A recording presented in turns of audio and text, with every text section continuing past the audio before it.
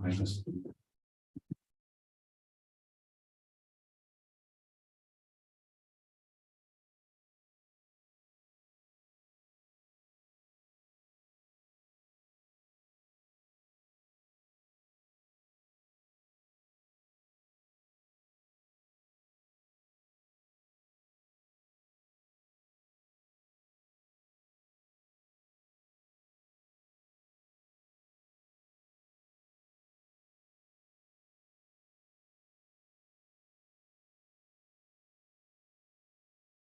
Tout ce qui est dit, les transferts, les retransmissions.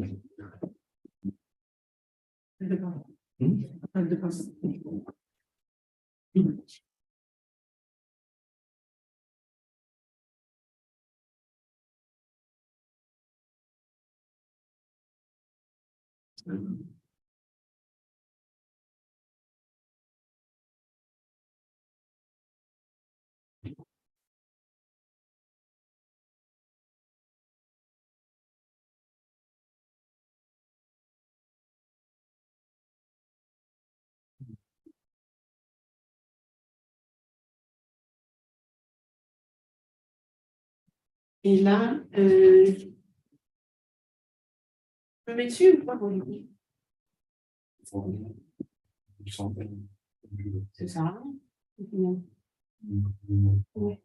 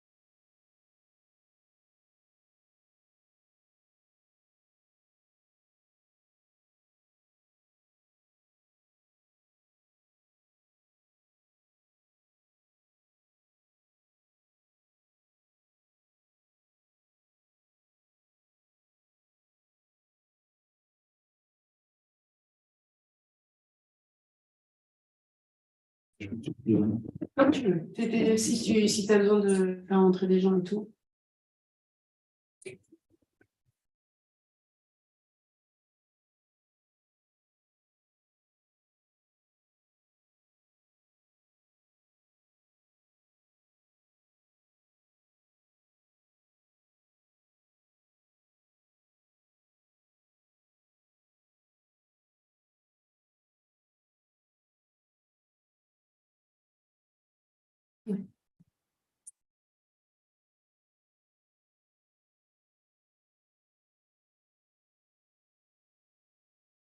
Ouais, c'est ça. Je vais mettre là juste pour l'intro et après je le mettrai.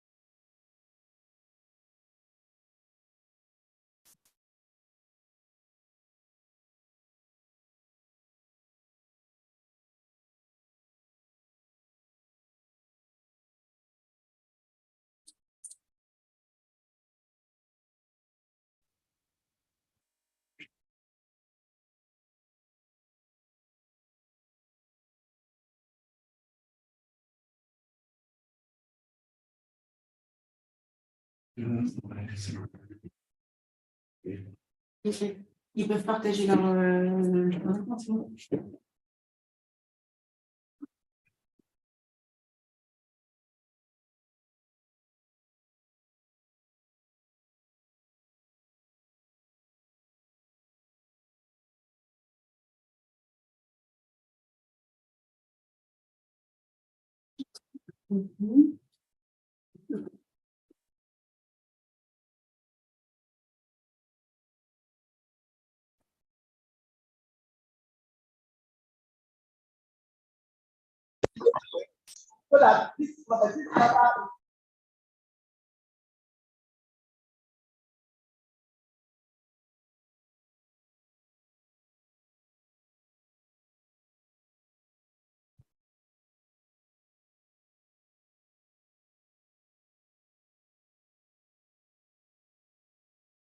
Bonjour. Bonjour, bonjour Deborah. Bonjour. On attend jusqu'à À 10h30, voilà. Ça commence dans 5 minutes. on commence pendant, en 5 minutes. C'est ça, c'est ça. Ah oui, oui. C'est ça. Vous êtes au Royaume-Uni, Deborah? Oui, à Londres. Ah, ok. Mais c'est bon qu'il y a plusieurs discours au sujet de l'Afrique du Sud. Et Oui, je m'intéresse à ça. tout à fait, tout à fait. Oui, c'est surtout cet après-midi, du coup, qu'il y a. Oui, oui. Le Mais oui.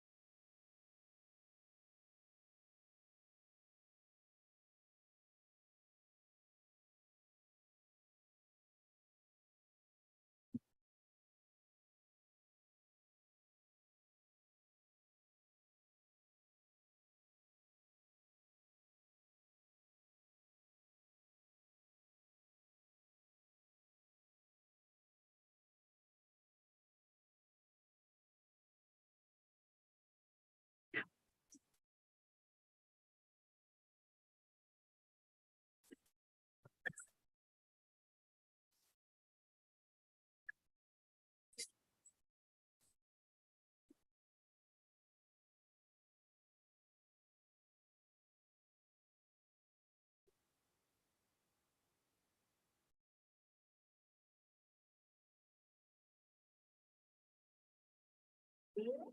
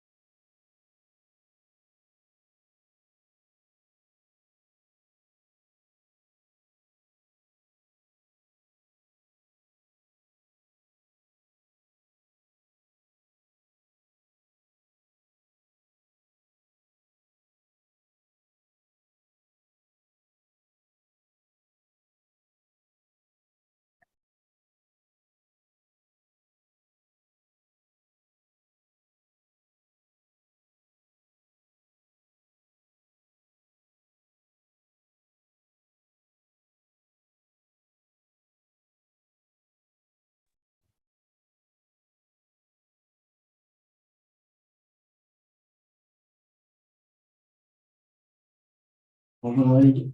Bonjour Sarah. Bonjour Farid. Bonjour Vincent. Bonjour. Bonjour Bonjour. Maud également. Bonjour Farid. Bonjour Norik.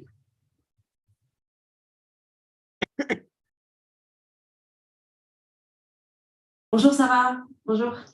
Bonjour.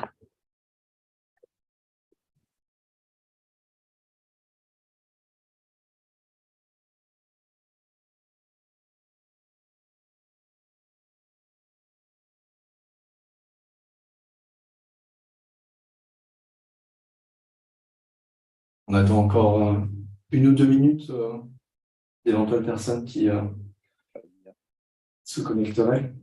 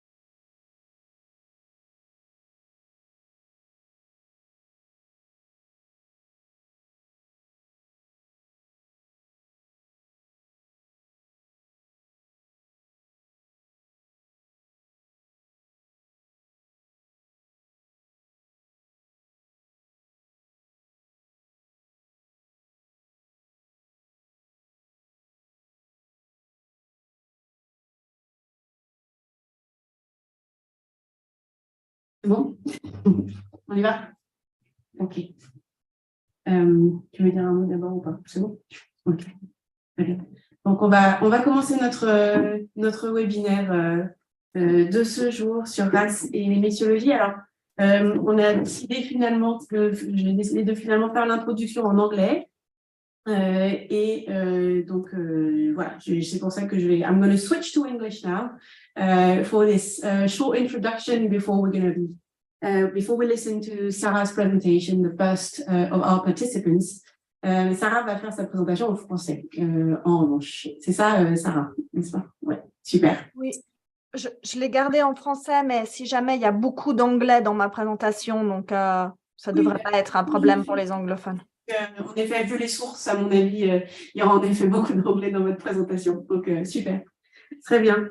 All right then, so let me start today's event by welcoming you all very warmly to this online conference on race and contemporary missiologies. So we've probably been a tad prescient when we eventually decided to go online, as today is a national strike day in France, which would have probably prevented even the bravest of you all to join us on campus at Le Mans University had we kept the conference on campus. So in spite of not being able to discuss and converse together around a cup of tea or coffee in between papers, I'm certain the presentations of our participants will spark lively discussions on the subjects and areas of their expertise. Speaking of lively discussions, well, since I sent the program of today's conference on the Yale Edinburgh Research Group on Christian Missions, emails have flooded my inbox, questioning the legitimacy, the scientific validity, the, I quote, preset agenda even of us researchers and scholars embarking on, according to critics, I quote, yet another discussion of race in the field of missions. I strongly invite those critics and our online audience to check the website that is run by my colleague Vincent Vilma, here next to me. Vincent is the head of the Religions, Lineage and Races program, and he and his team of researchers have made this beautiful and very stimulating research blog and website. So you can see on the screen the welcome page of the program. I believe the Religions, Lineages and Races program, within which today's event has been forged, is the very proof of the need to keep on exploring how religions in the plural and in the longue durée have seized the notion of race, integrated it into their operating methods or not, and where missions, missiology, and even world Christianity are concerned, how its tropes and mechanisms might have been addressed, used or rejected, especially in colonial and post-colonial settings. In previous conferences organized by the ReLRace program, historians, anthropologists, theologians, and sociologists have looked into how religions, since their inceptions, have included tropes such as racial stigma, the notions of election, genealogies, or founding narratives such as that of Ham in Christianity, Judaism, Hinduism, or Islam. The program is very rich in terms of the variety of religions, sacred texts, religious movements, and religious practices it explores through a racial lens. I'm going to give you a few examples if this is working. It's not. Okay, no, that's fine. It is giving us, a few examples of the way we can explore through a racial lens and explore new avenues of research that are opening. Yes, all right. Shedding light on hitherto less explored groups and communities. So here are a few examples of the kinds of articles that you can read on the ReLRace website in English and in French, as well as the digital exhibitions that have been made by the team on the human colors, for instance, in sacred texts, for example. So I guess the website, what I want to say is that the website testifies to the new creative ways research on race and religions can be conducted and reframed, encouraging a plurality of perspectives, interdisciplinary dialogue, and cross-examination, despite what some of those critical emails I have received might have stated. So in that regard, I'd like to thank Vincent for giving us the opportunity to use the ReLRace program as a platform to organize not just one, but two mission-related conferences in order to look into the ways racial theory and its adjacent concepts and vocabularies might have shaped contemporary missiologies, the sciences and theories of mission, and the way discussions about race relations have affected the training of indigenous staff in the mission field and relations between European clergy and missionary agents and native ones, ever since, for instance, the controversy around the appointment of former slave missionary and linguist Samuel Crowther as Bishop of West Africa in 1864 by the Church Missionary Society. Indeed, today's conference is the first of a diptych on race and missions. And today we're going to be more particularly looking into the ways racialized thought might have shaped some of the theoretical evolutions of missiology and mission planning in the 19th and 20th centuries, at a time when, to quote Brian Stanley, the egalitarian dynamic latent in the ideal of humanity united by reason was undermined by the placing of humans squarely in the natural world to be subdivided and ranked according to the same principles of speciation as the animal kingdom. With the growing ascendancy at that time of social Darwinist theories in the Western world, and with the colonial expansion of European powers in various parts of the earth, Christian missions, for example, introduced such questionings in the various events that marked the culmination of Christian missionary enthusiasm. The 1910 World Missionary Conference at Edinburgh, for example, tried to engage with such questions, and Sarah Ashall, our first participant this morning, will explore how John R. Mott, how his writing will perhaps tell us more of his own participation at the 1910 conference, for instance. Stanley explains that race became, and races in the plural, became the primary category that the conference reports employed in their accounts of human diversity when discussing more effective strategies of evangelization. And later on in the second half of the 20th century, to develop theories of cultural plurality and hence of accommodation or indigenization theologies. The theme of precedence, which is at the heart of Elisabeth Bruyère's presentation on living practices in Congo and Burundi, could be another path to be followed in that respect. So the training of indigenous clergy in the mission field, as well as the racial dynamics that existed between indigenous and European clergy, will be at the heart of the second event of our diptych on race and missions, which would be held, in Aix-en-Provence, southern France, at the beginning of June 2023 on the 8th and the 9th. This second conference, entitled Race, Missions and Missionary Field Practices, in collaboration with the Institute of Research on the Arab and Islamic Worlds, the IREMAM, whose expertise lies in social sciences and humanities. Well, this will also allow us to better grasp the ways Islam, for instance, adjusted to racial thought as well, a theme that will be developed this afternoon by Omar Kassatoui. So I'd really like to thank wholeheartedly our colleagues Noreen Neveu and Ana Laura Turiano, who work at IREMAM, for their immense help in organizing today's conference as well. Today we will delve into the living practices and the, I quote, reverberations of missions, to take up Heather Sharkey's title on American Presbyterians in the Sudan, Egypt and the US, as well as on the following lines of questioning. So first, how the plastic tool of racial theory was used in the science of missions. Recent studies explore more and more the permeability of the scientific worlds of anthropology and the world of missions at the turn of the 20th century. Missionaries did engage with scientific discourses on race and racial diversity, such as, for instance, the Scottish missionary Joseph Oldham and his Christianity and the Race Problem that was published in 1924. We're going to look into how racialized biblical narratives were integrated into scientific, theoretical missionary work and writing in Christian or Muslim contexts. And eventually, we're going to work on missions and race in colonial and post-colonial fields, looking at how missionary organizations and their agents adapted to the mutations of colonial societies that were becoming independent nations in the second half of the 20th century. We'll be particularly interested in listening to Myra Ann Hauser on the World Council of Churches program to combat racism, for instance, as well as David Henry Anthony's presentation on the South African YMCA in that respect. I'd like to announce a few changes in today's program, especially the afternoon panel, and remind everyone of the way we will proceed today. So each participant, as you can see, will have 25 minutes to present their papers.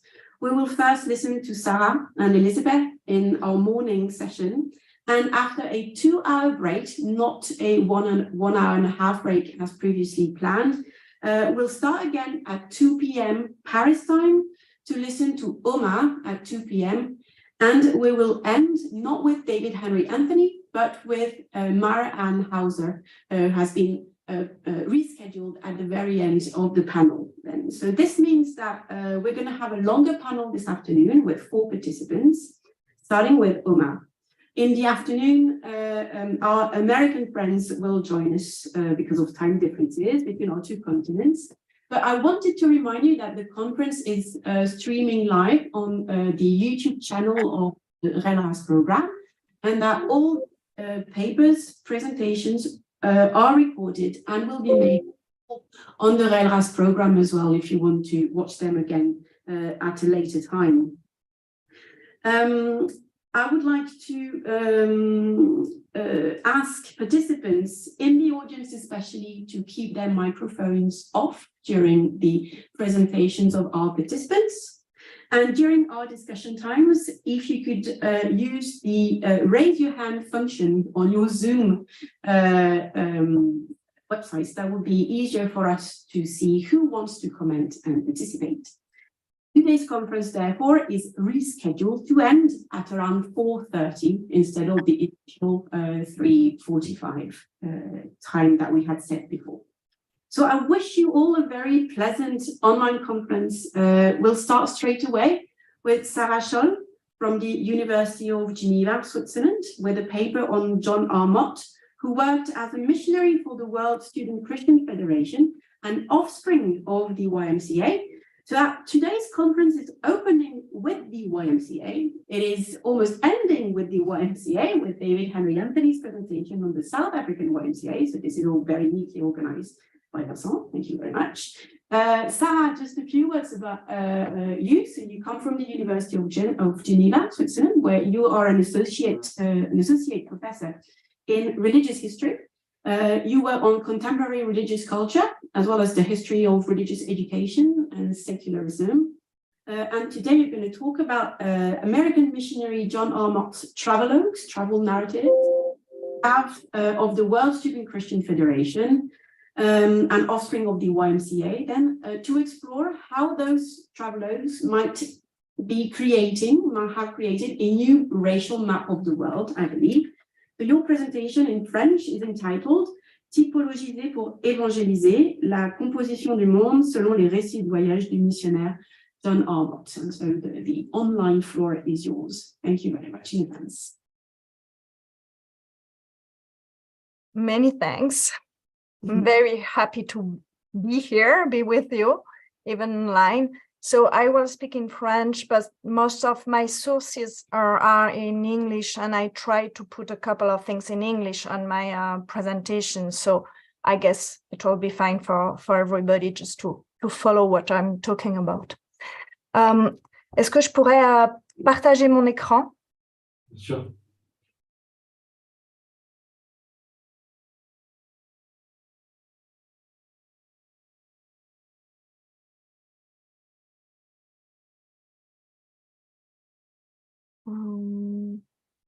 Est-ce que c'est bon pour vous?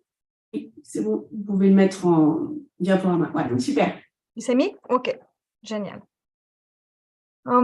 Alors, effectivement, il y a une sorte de boucle sur cette journée, puisqu'on va commencer dans un monde tout à fait spécifique, en tout cas très exotique, si on ose dire comme ça, par rapport à celui de la France. qui est celui un univers de protestantisme majoritaire. Et c'est aussi ce même univers qui va clore la journée, ou disons nous occuper cet après-midi.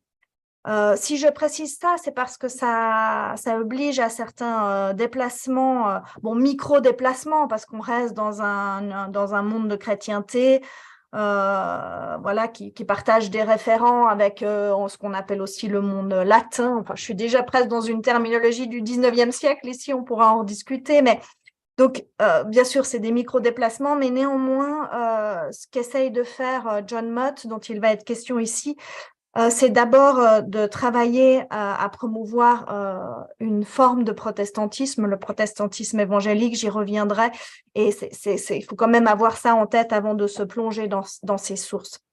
Lui-même, donc, John Mott est né à New York en 1865. Il a grandi donc à l'est des États-Unis. Il est méthodiste, sa famille est méthodiste et il est lui-même méthodiste.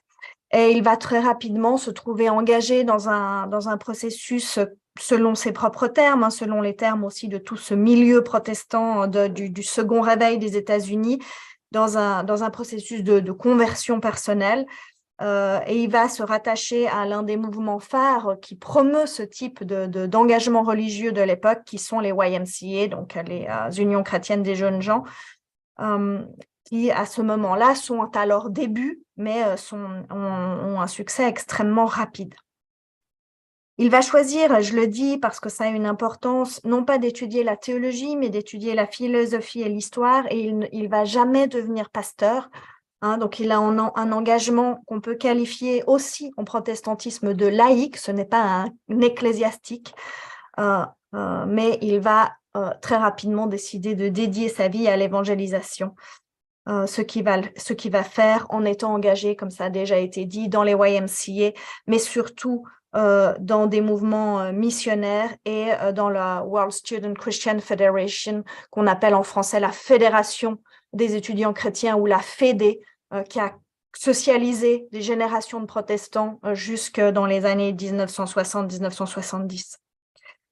Et puis, c'est donc lui qui préside la conférence missionnaire d'Édimbourg de 1910, qui est considérée comme un des berceaux du protestantisme. Mais là aussi, on est dans un monde de protestantisme majoritaire, c'est-à-dire il s'agit du berceau de l'œcuménisme façon réunion des églises protestantes avant tout.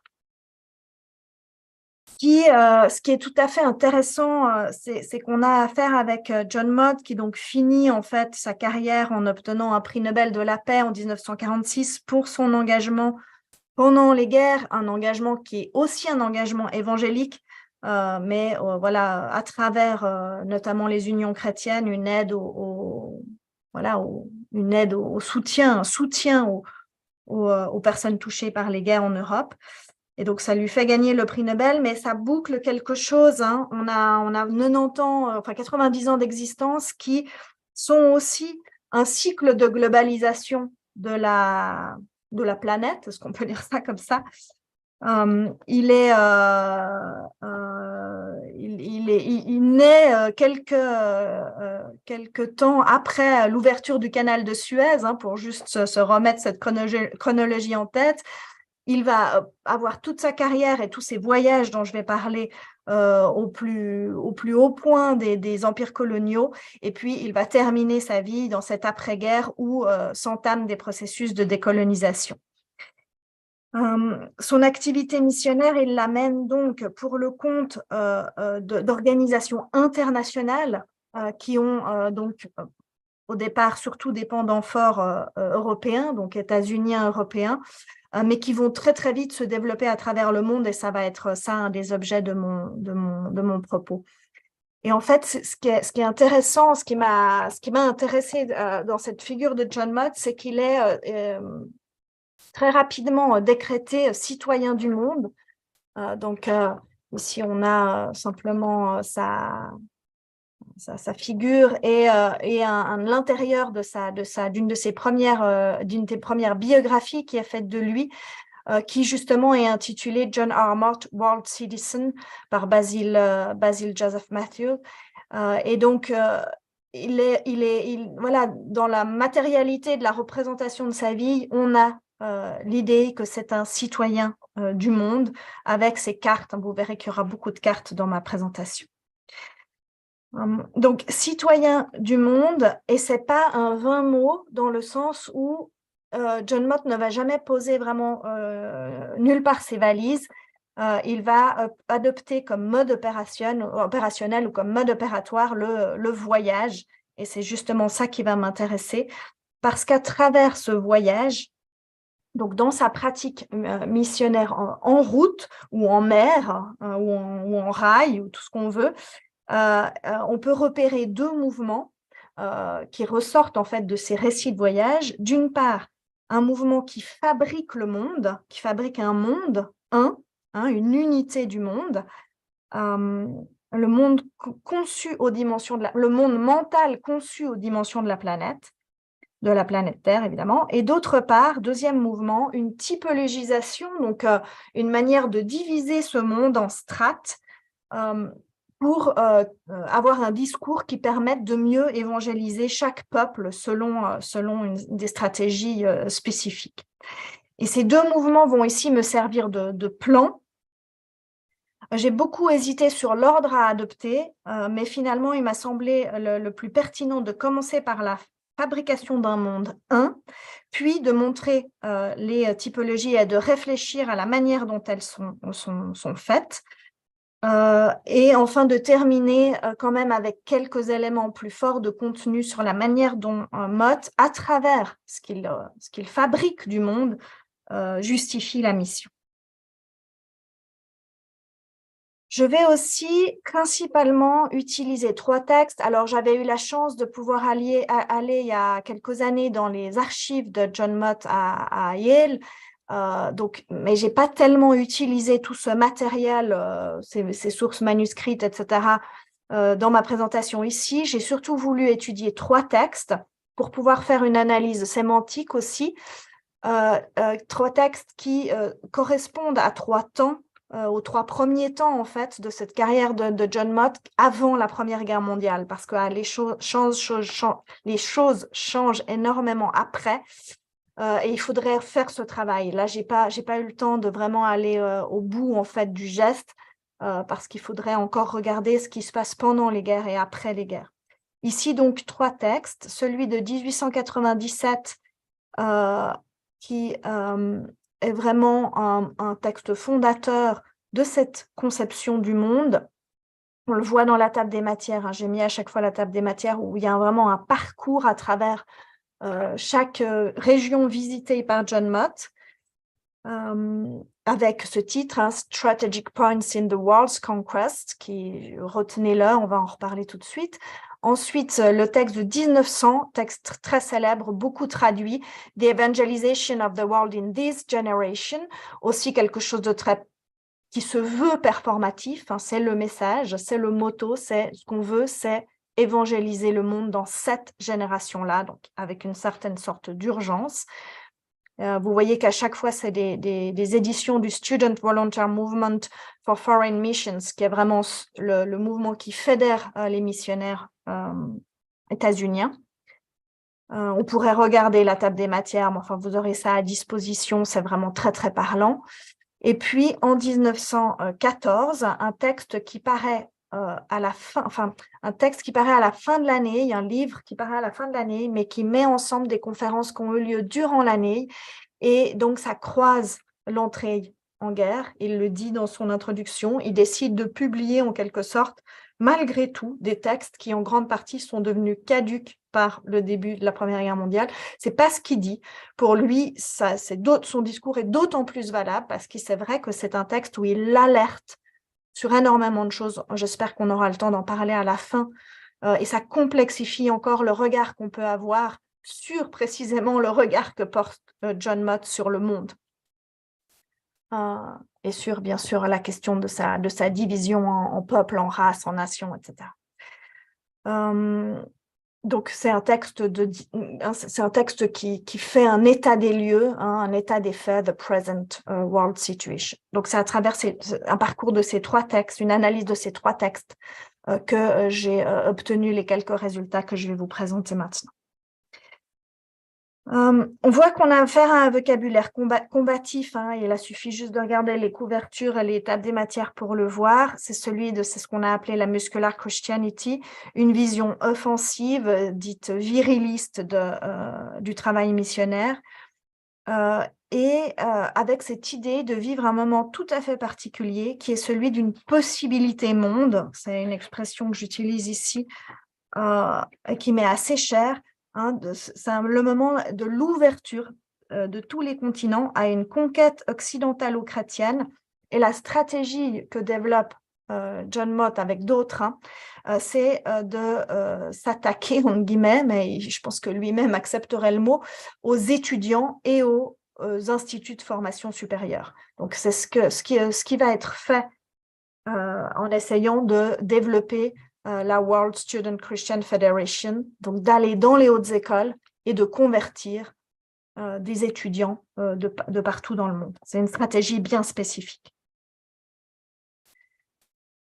Alors, si on revient à une première, si on en vient à une première carte, vous verrez que c'est un peu un de mes premiers supports pour montrer la matérialité, en fait, de cette prise de conscience du monde et bien sûr de sa composition. C'est là où je vais en venir sur le thème de la race, mais pour le moment, on en est au préalable de ce qu'est ce monde 1.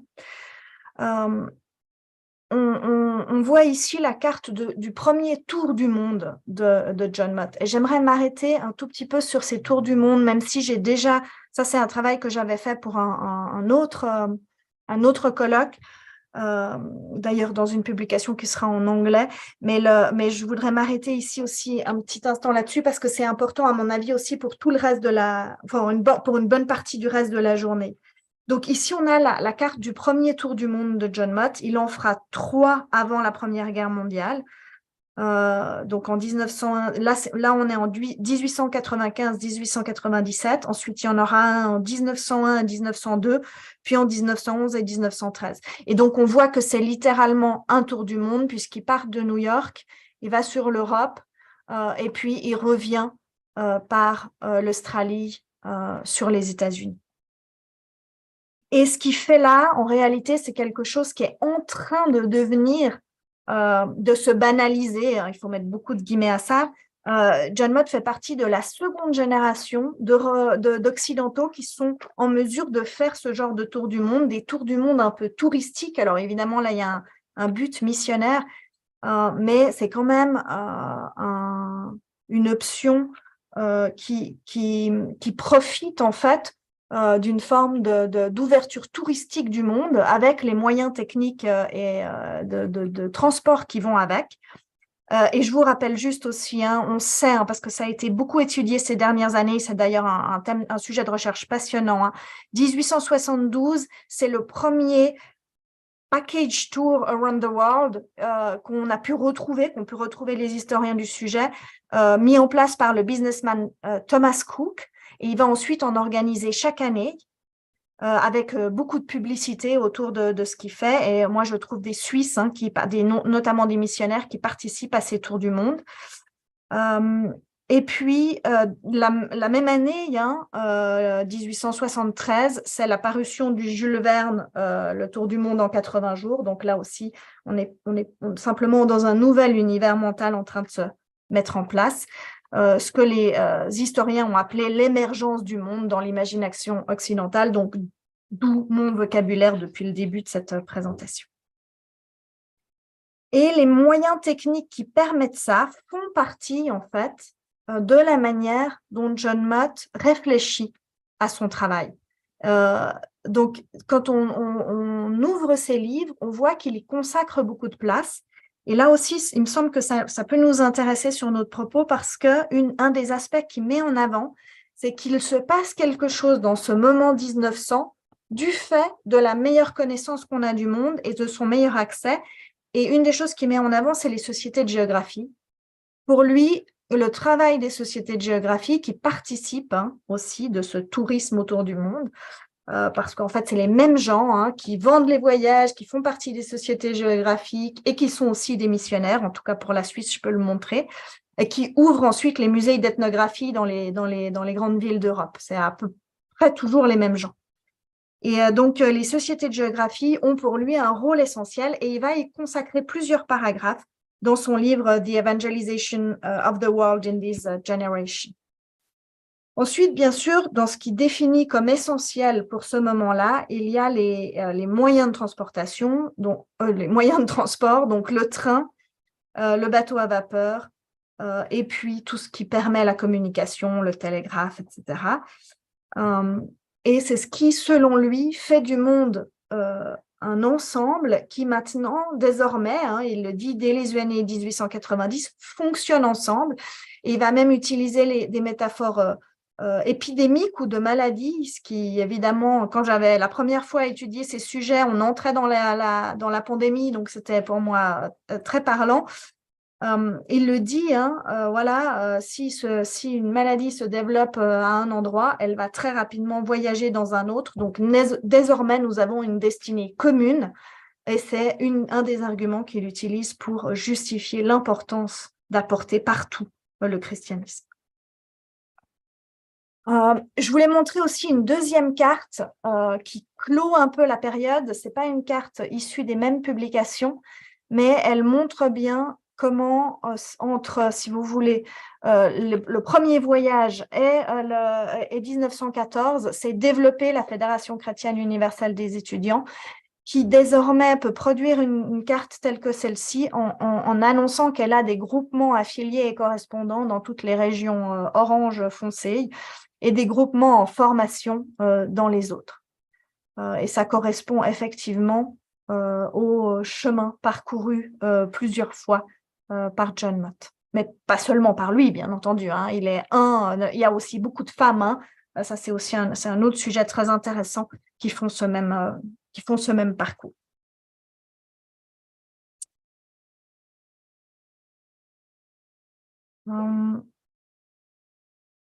Donc, si ça c'est encore une autre carte qui donne l'ensemble de ces tours du monde pour toute sa carrière, c'est dans les Address and Papers. Et puis, si maintenant on se penche sur la manière dont ce monde 1 est conçu, je vous ai mis ici 2 extraits. For the first time in the history of the church, practically the full world is open.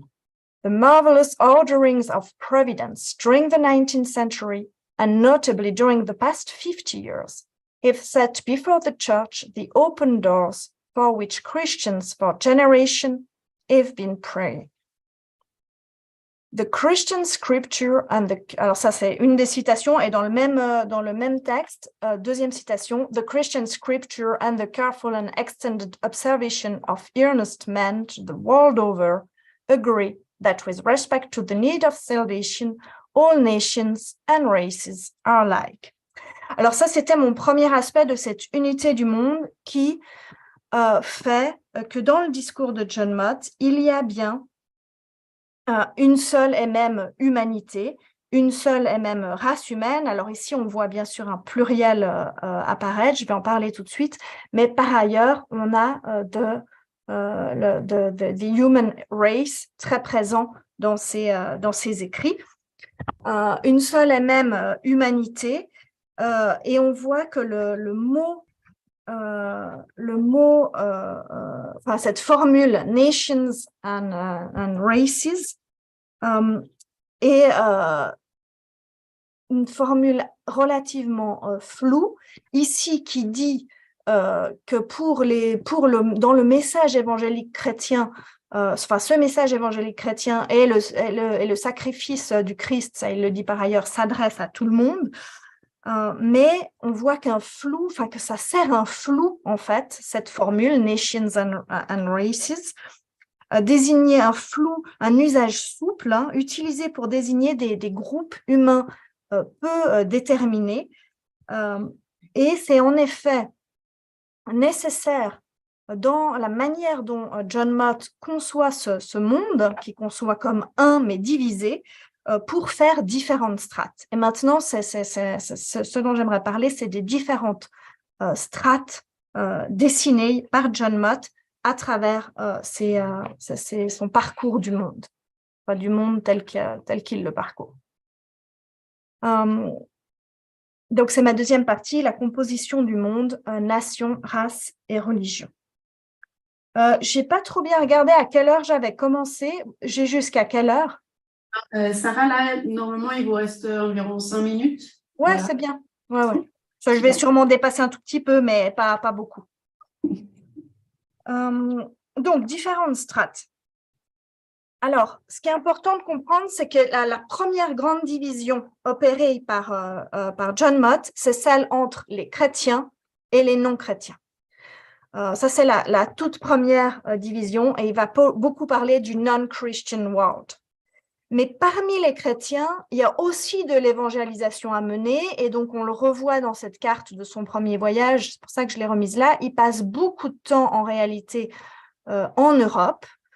Alors, pour convaincre, bien sûr, ses collègues protestants de marcher avec lui, mais aussi parce que pour lui, dans le monde, dans ce Christian world, il y a une autre division qui est celle des Protestant powers, c'est comme ça qu'il le dit, donc les pouvoirs protestants, qui sont les grandes puissances protestantes, en particulier l'Allemagne et l'Empire britannique, mais contre, en fait, enfin la deuxième division, le deuxième terme, c'est la Papal Europe, c'est aussi sa manière de parler, donc l'Europe papale, qui l'inquiète beaucoup parce que pour lui, elle n'est pas pleinement christianisée.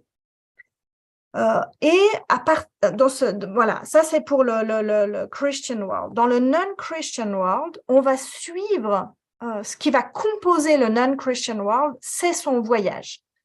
Donc, c'est vraiment chaque région parcourue. Donc, je vous les cite ici. La Turquie, les Balkans, la Grèce, la Syrie, la Palestine, la vallée du Nil, Ceylon, l'Inde, ce qu'il appelle Australasia, la Chine, le Japon et les Hawaiian Islands. Et donc, à travers ce parcours-là, qui fait dans son premier livre, Strategic Points, il décrit tout son trajet. Dans ce parcours-là, j'ai essayé de retracer simplement en faisant des recherches d'occurrence comment les choses sont dites. Et en réalité, là, on voit que, à mon avis, on peut en discuter à la fin, mais que la terminologie, et en particulier l'usage du mot race, ne nous amène pas extrêmement loin. Alors, qu'est-ce qui se passe autour de sa manière de décrire les choses? D'abord, il va utiliser beaucoup race pour des généralités, donc human race, le fameux nations and races qu'on a déjà vu, different races and the races of mankind. Ensuite, il va utiliser cette terminologie pour faire des hiérarchies. C'est aussi ce qu'on a un peu déjà vu, non-Christian nations and races. Mais ensuite, il y aura des jugements de valeur sur tous les non-Christian, degraded tribes and races, backward races, uncivilized races, backward lands and races and nations, less highly organized races. Et on voit que souvent, le mot « race » est doublé par un autre mot. Et on retrouve la même problématique de nos « nations and races ». Mon sentiment, c'est que ce mot-là ne lui suffit pas. Et ça explique aussi comment ensuite il va reprendre la problématique en 1914. J'espère terminer par ça. Et puis finalement, on trouve, mais assez rarement, c'est assez peu d'occurrences, le mot « race » pour désigner des groupes spécifiques. Alors, j'ai trouvé, je pense que là, il y a tout ce que j'ai trouvé dans le corpus des 3 livres. Anglo-Saxon race, Hawaiian race, Pacific Island races, the stronger races of Asia, Japanese and Chinese, yellow and black races, native races, races of Africa. Donc, la seule, je le note juste là, on a en plus le seul rattachement, j'ai trouvé une unique occurrence d'un rattachement du mot race avec une couleur de peau, c'est ici ce yellow and black races. Mais c'est une seule occurrence. Bon, pour mieux comprendre quand même l'usage qui est fait des mots, je vous lis cette citation que j'ai mis là-dessous.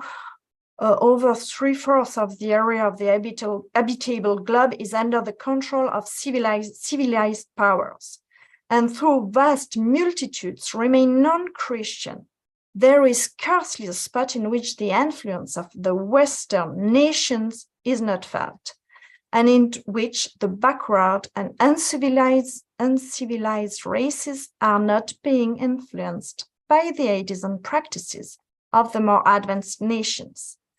Donc, par une citation comme ça, on peut se dire le mot race, il va être attaché plutôt au non-Christian world and backward and uncivilized. Bon, mais ensuite, la page d'après, on va trouver race attaché à anglo-saxon. Du coup, pour moi, là, j'ai pas de conclusion définitive sur le sujet et je pense que ça mérite discussion. Et Sarah, oui. Encore 2 minutes, merci beaucoup. Je conclus volontiers pour vous montrer comment il va, malgré tout, ça court-circuite un peu ce que dit l'historiographie, notamment autour du fait que la race va devenir un élément de signifiant pour dire le monde. Moi, il me semble que je ne trouve pas ça, mais vraiment, je serais très heureuse d'en discuter avec vous. Est-ce que c'est… Oui, voilà, c'est ici, c'est cette citation-là que je voulais vous montrer pour dire que malgré tout, il y a l'idée d'une approche scientifique. Et ça me semble très important, c'est que peut-être que ce n'est pas le concept de race qui est mobilisé, mais l'idée que la mission donne un background scientifique pour décrire le monde et décider de son devenir, elle est bien là, et c'est donc dans cette citation finale que je voulais vous le montrer. It is a significant fact that the thousands of missionaries scattered throughout the world, face to face with atheism and those in the best position to make a scientific study of the problem, voilà mon étude scientifique, bear such an unanimous testimony as to the practical results of the non-Christian religions as should forever banish any doubt or reservation regarding their inadequacy to meet the world's need. Et là, c'est le concept de religion, et c'est ce que je trouve finalement mobilisé le plus souvent. Ce qui ne fonctionne pas dans les autres peuples, selon John Mott, c'est pas leurs attributs ethniques ou je ne sais quoi, c'est leur religion. Leur religion ne permet pas, n'est pas adéquate pour remplir les besoins du monde, selon lui.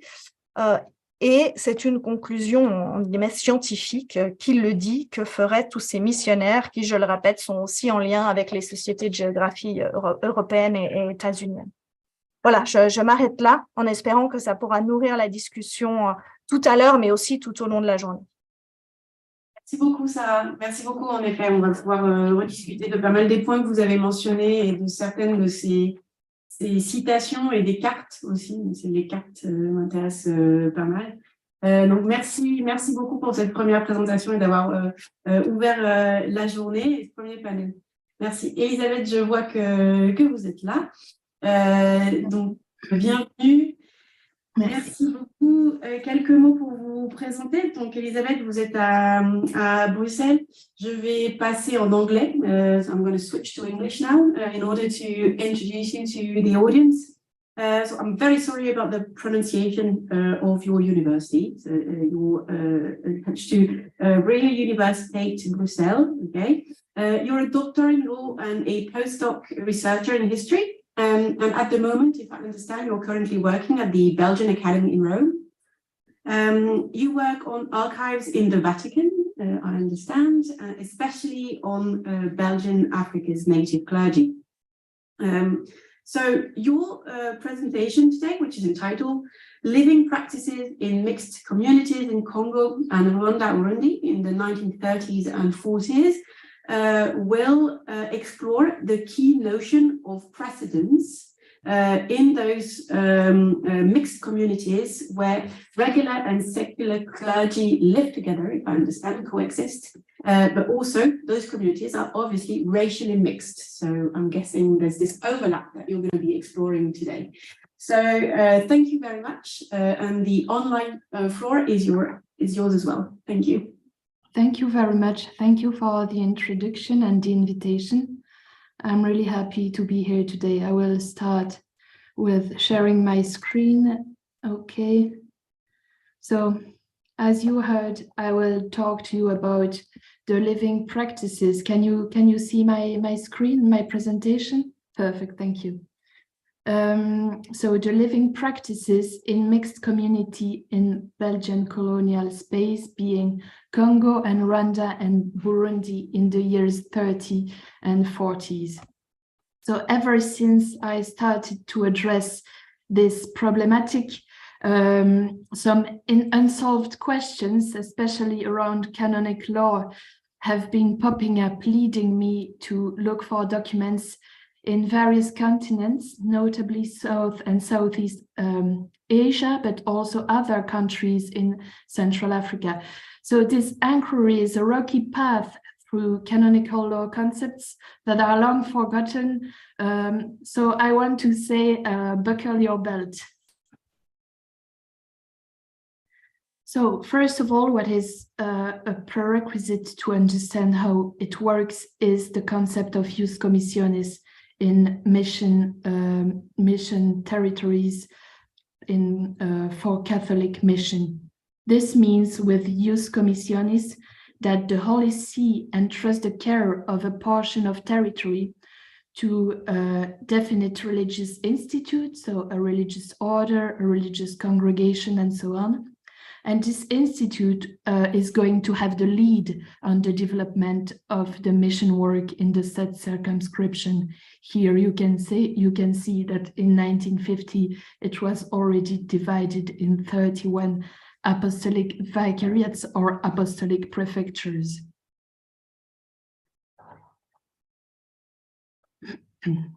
Now, what about the native clergy? Where does he stand in the middle of these divisions?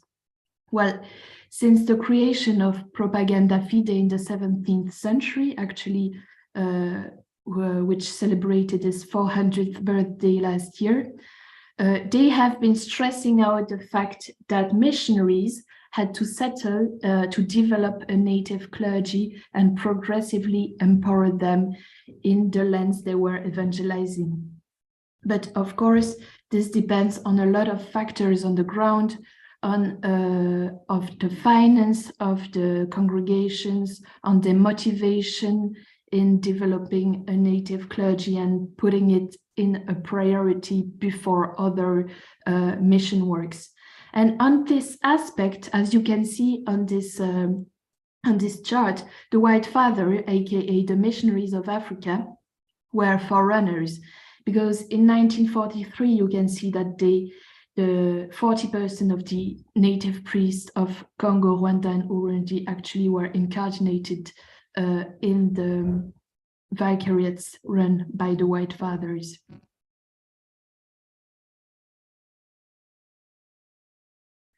So how does it actually work? Well, according to their statutes, I will mention those statutes in a moment. A statute is like a set of rules for a corp to live by.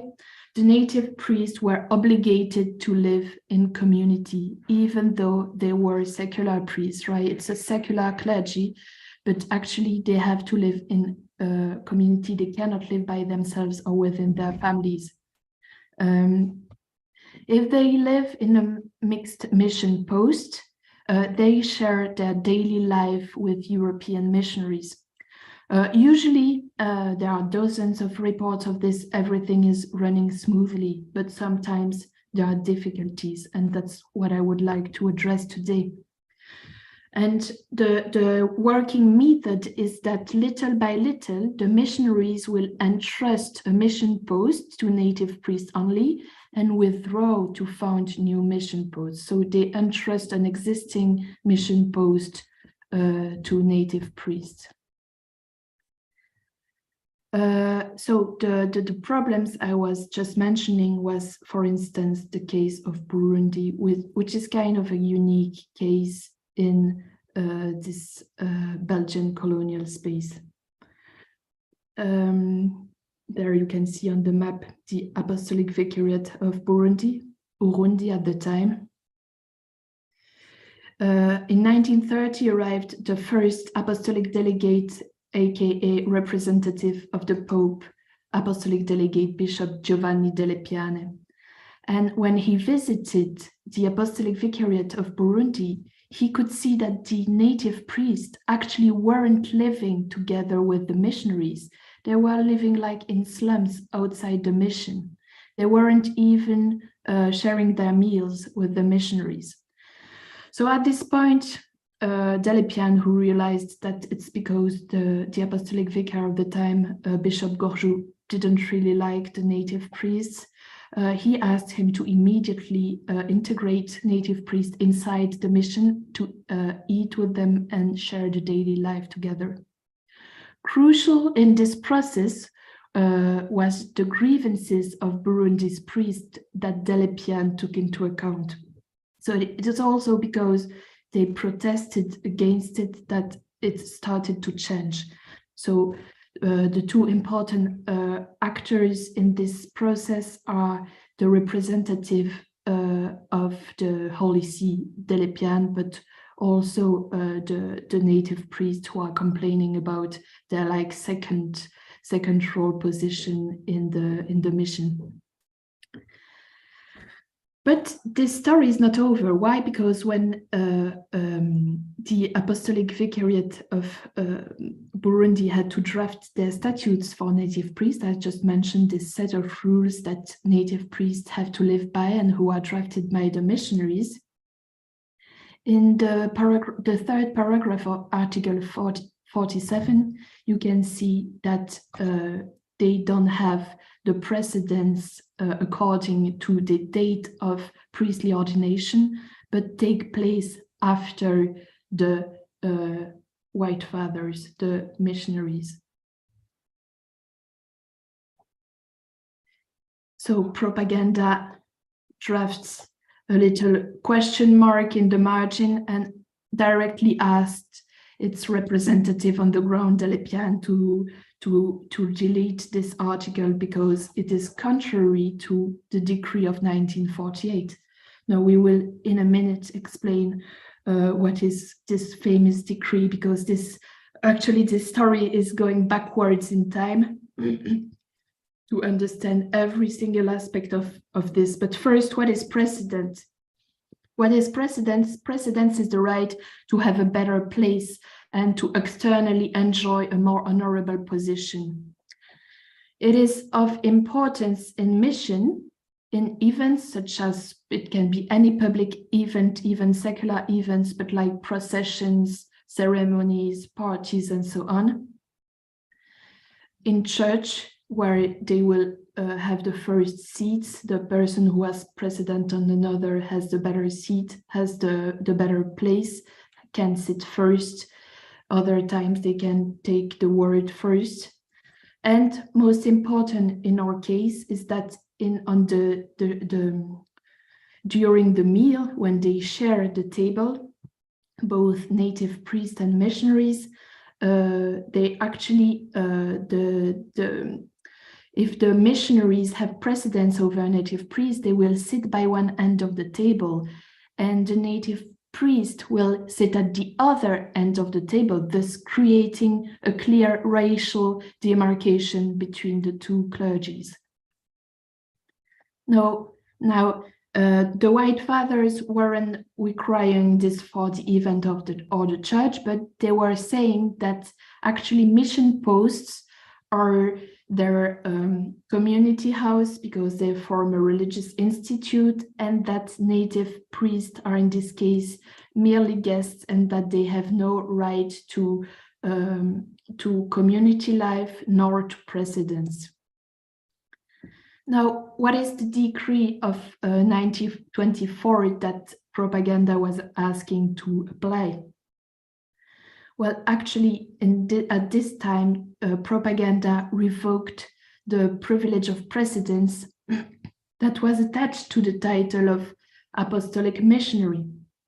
But now you will ask, what is apostolic missionary? Which was also my question when I read all those old decrees. It actually goes back to the 18th century, where propaganda created a special title for some missionaries, not all of them. When you have studied in a pontifical college where you benefit from a degree of propaganda, you can become an apostolic missionary. That can be useful to enjoy some privileges, which are some exceptions to canonical rule, like to skip some fasting obligation or to being able to celebrate the Mass on the boat with a portable altar. And why did propaganda attach this privilege of precedence of apostolic missionaries to other priests, not only native priests, but that was the results on the ground, because we will see in a minute where it comes from. Actually, when drafting a decree and sending it all over the world, propaganda stressed in 1845 once again that missionaries had to settle the clergy, and that it should not be a second zone clergy, but should be progressively empowered, progressively given some promotion and some development possibilities in terms of higher function, higher ranking. But then the Bishop of Pondicherry, Clément Bonin, sent a letter to propaganda saying, but now our native priests are getting a bit older and they have precedence over our missionaries. Shouldn't the missionaries who have the title of apostolic missionary have precedence over them because they are actually having more important functions in the vicariate? At this time, propaganda stressing again the fact that they should still empower and giving directive functions to native clergy, says, okay, it's true that apostolic missionary is kind of an important title, which can be granted the privilege of precedence on other regular, let's say, other missionaries, including also native priests. And this is where it comes from, actually. This privilege comes from Pondicherry and from this request of Monseigneur Bonin.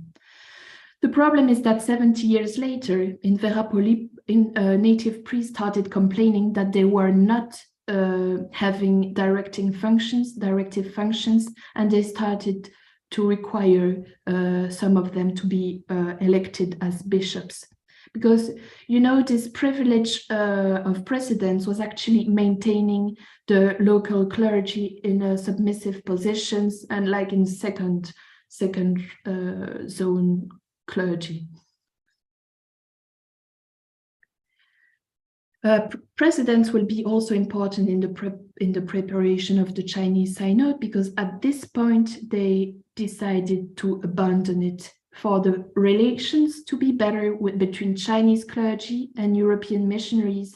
They all decided to abandon, for the organization of the Chinese Synod, to abandon this privilege of precedence and apply a pure parity between Chinese and European clergy. And actually, very important in this is that the Chinese Synod will actually recognize what propaganda has actually asked for long, that all functions are accessible to native clergy, provided, of course, they are competent for it.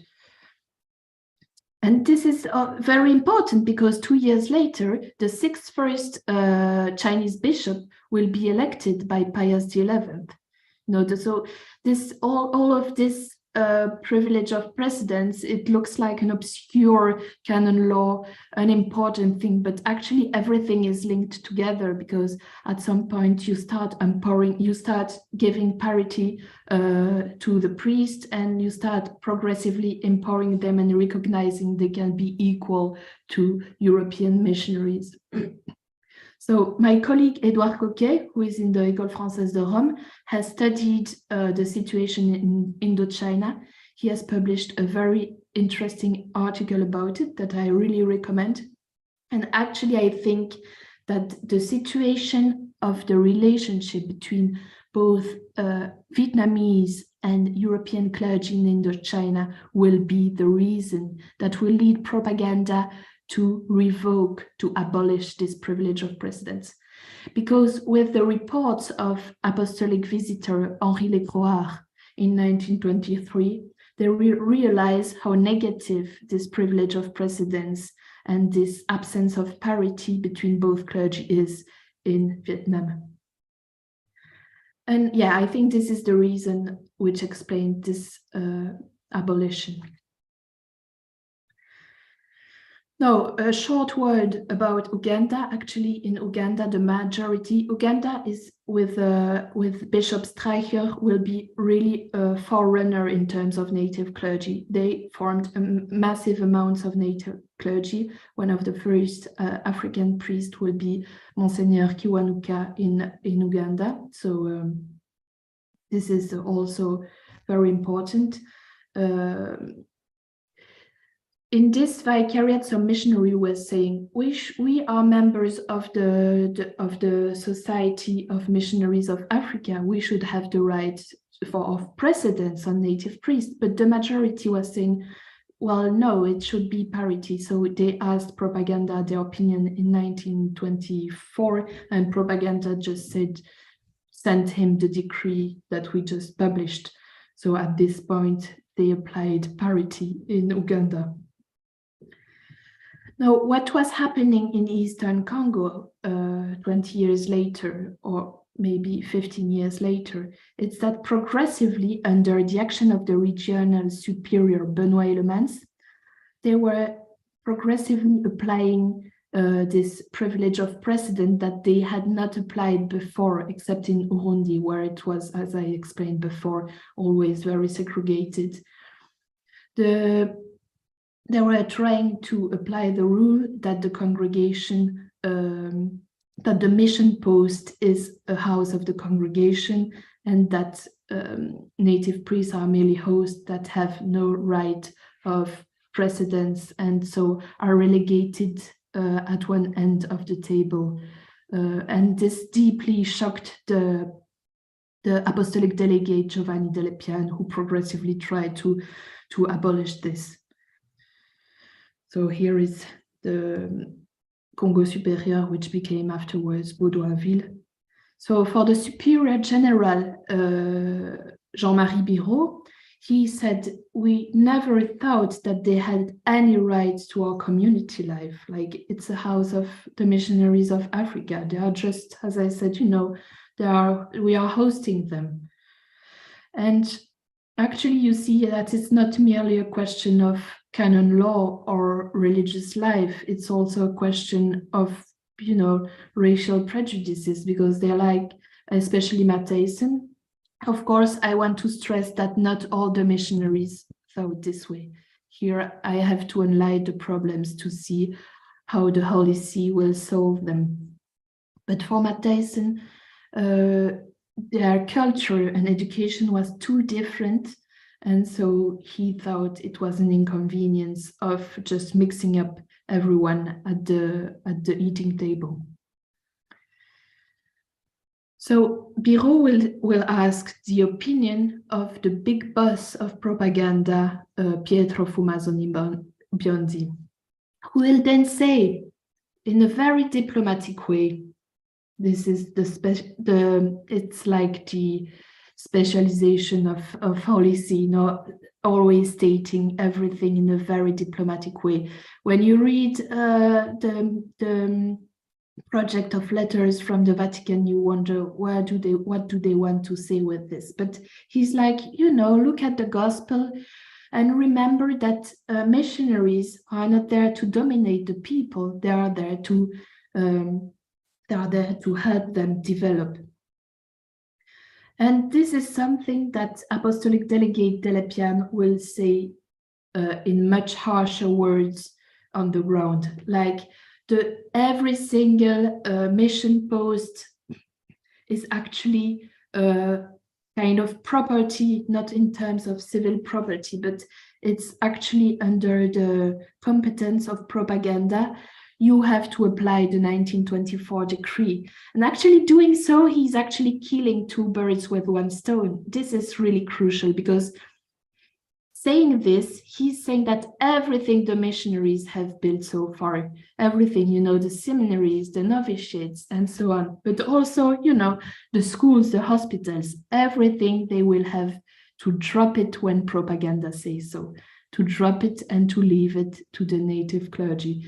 So saying so, he's already preparing a transition.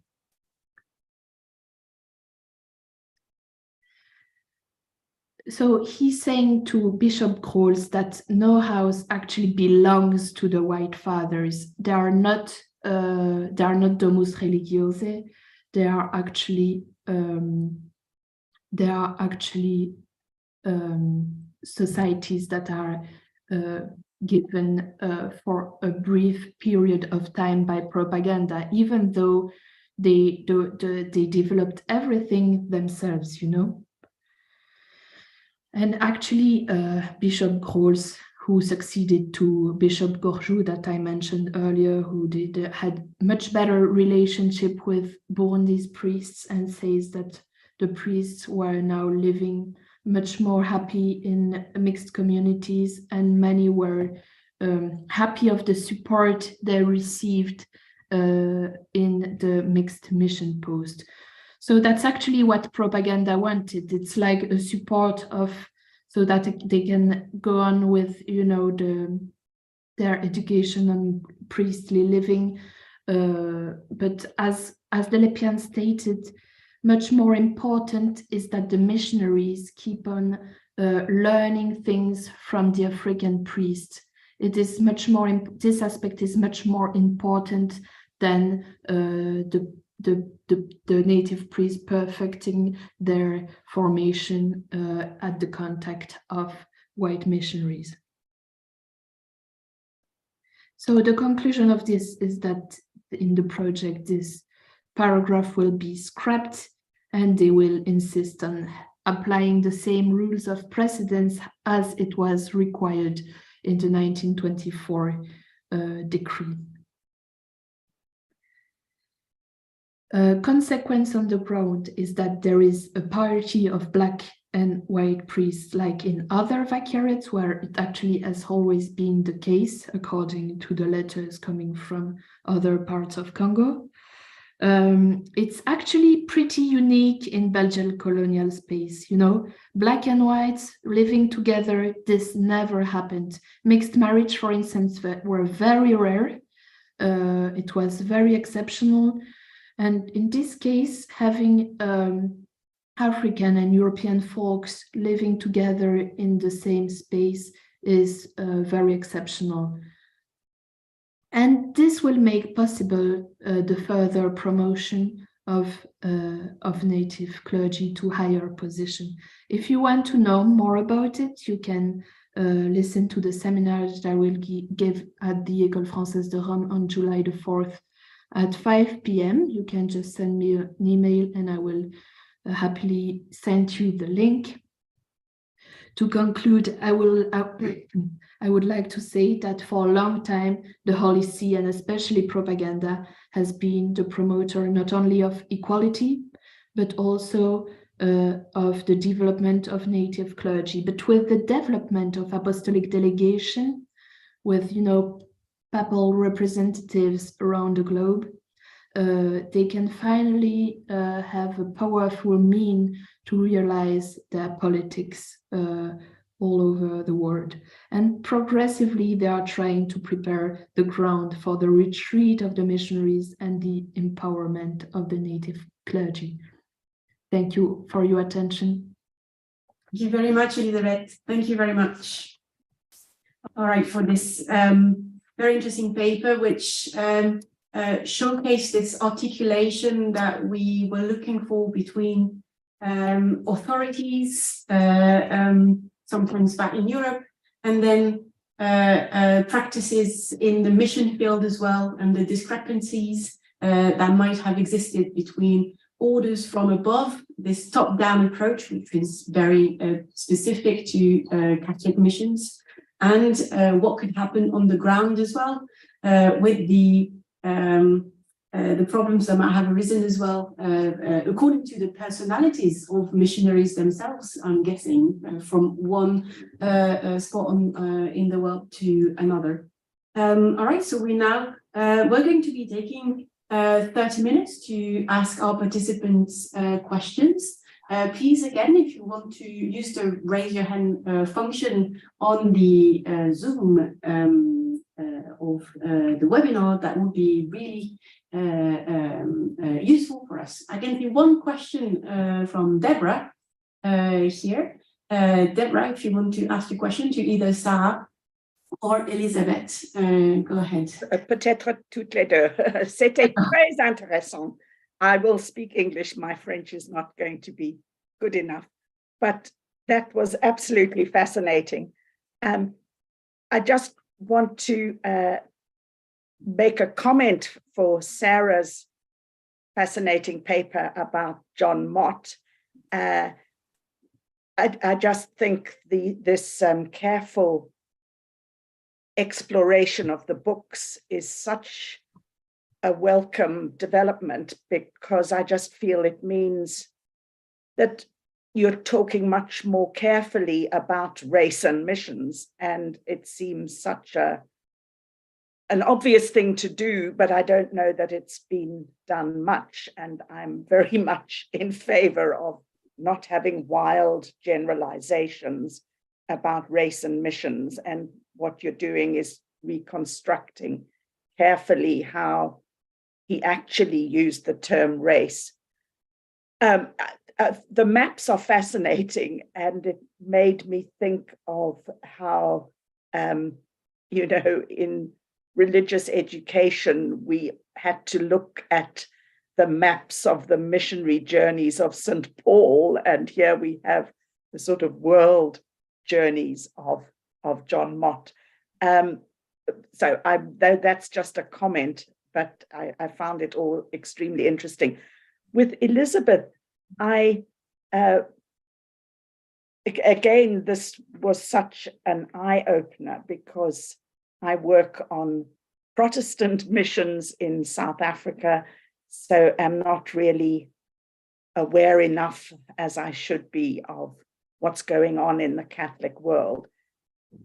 And it's just again more of a comment that it's so interesting to see how the Catholic missions are going through the same sorts of travails, the same sort of struggles as you see in the Protestant world. So the whole thing of devolution of power to African clergy, the sort of paranoia about eating together and residing together. So, I mean, to pick up on the student world that Sarah was talking about, there's a huge hoo-ha, which Joe Davis may know about, in the Eastern Cape in the 1930s, when there is an interracial student Christian conference, and the student movement in South Africa has devout white Afrikaners in it as well. And the idea that white students and Black students are staying in the same residence and eating meals together, you know, freaks everybody out. But another South African example that occurred to me, Elisabeth, is the power of the outside headquarters personnel to sort of swan in and say things are not good enough. You are not being a Christian community. So these inspections are very important, and I forget the details because the 19th century is not my period so much as the 20th century, but the Methodists in South Africa in the 1870s have external figures come in. I mean, partly that's to move towards making the Methodists in most of South Africa sort of self-governing. But the role of the outside inspector seems to be a bit like having someone come from propaganda fide, that the mission headquarters will come in and try to see what's going on and try to bring people up to speed on how they should be behaving. So there are really more questions of comment and comparison, but this has all been extremely interesting.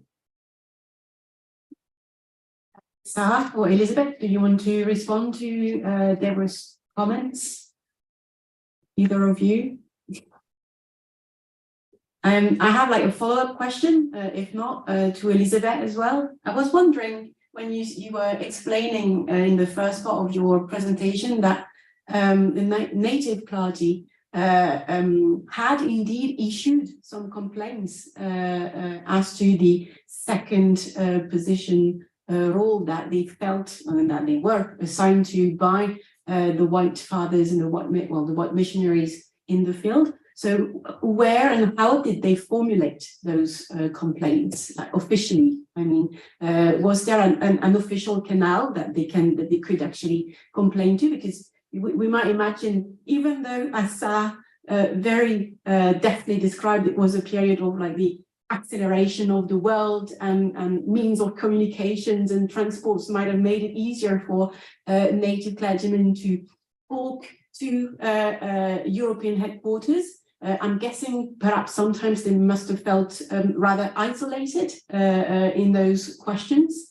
So where and how would they formulate those complaints? And did they try to resist the non-application of those rules that they must have been aware of in the field? So in the case I mentioned, they complained when the apostolic delegate visited. So he was on the ground, he was making a tour of the mission. This time it was in the missions of Rwanda and Burundi. So they were feeling free enough to speak up and say that they were actually very saddened about this situation, where they weren't even living in the mission with the missionaries. So the advantage of having the apostolic delegate is that since he's a representative of the Pope, the apostolic vicars feel like they have to apply what he's requiring. But sometimes they would also just send letters. This can be also this frequently happens, is that native priests just send letters. You know, it just takes maybe 2 days for letters from Burundi or Rwanda to arrive in Leopoldville, you know, with 2 days Kinshasa. So the post system was actually working pretty great.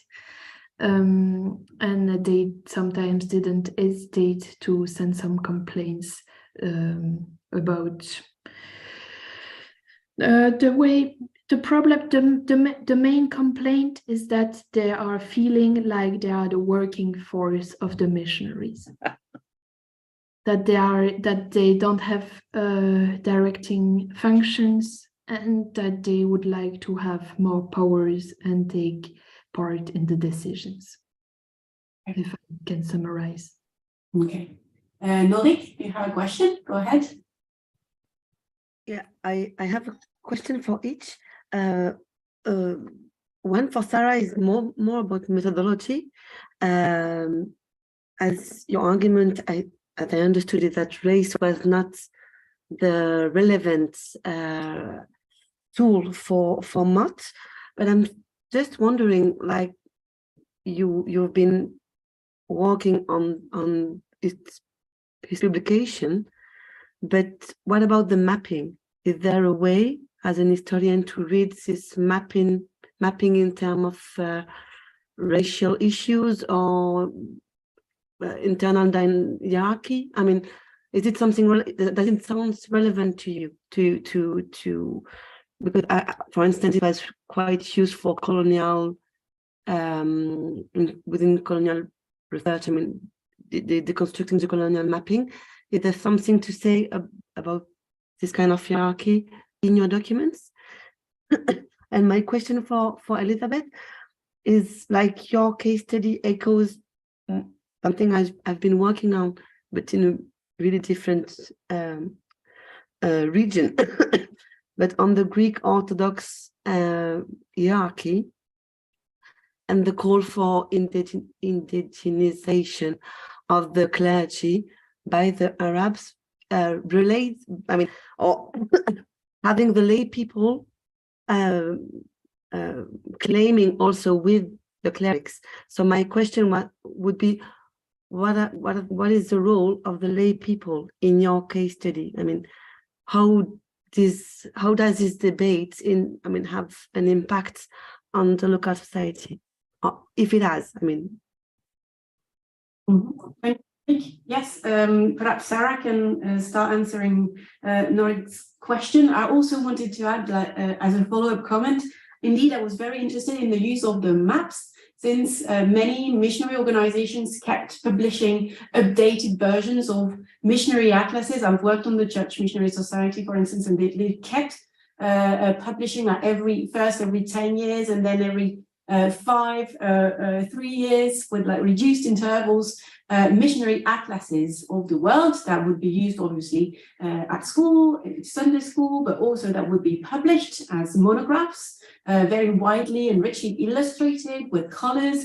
And sometimes the vocabulary of race does appear with some other terms as well, some of the synonyms and adjacent vocabulary to race that you've mentioned as well, Sarah, like nations or peoples, and so this is really an interesting tool, I think, to work on missionary cartography of the people, and the way perhaps also those big atlases and maps were also sometimes readapted to different target audiences, like in children's books, for instance, in publications that were destined to children's publications. So yes, I also wanted to quiz you on the work and the collaborations perhaps between Mott himself and geographers, or was he using maps and atlases that his organization was commissioning to geographical societies, or did he have actually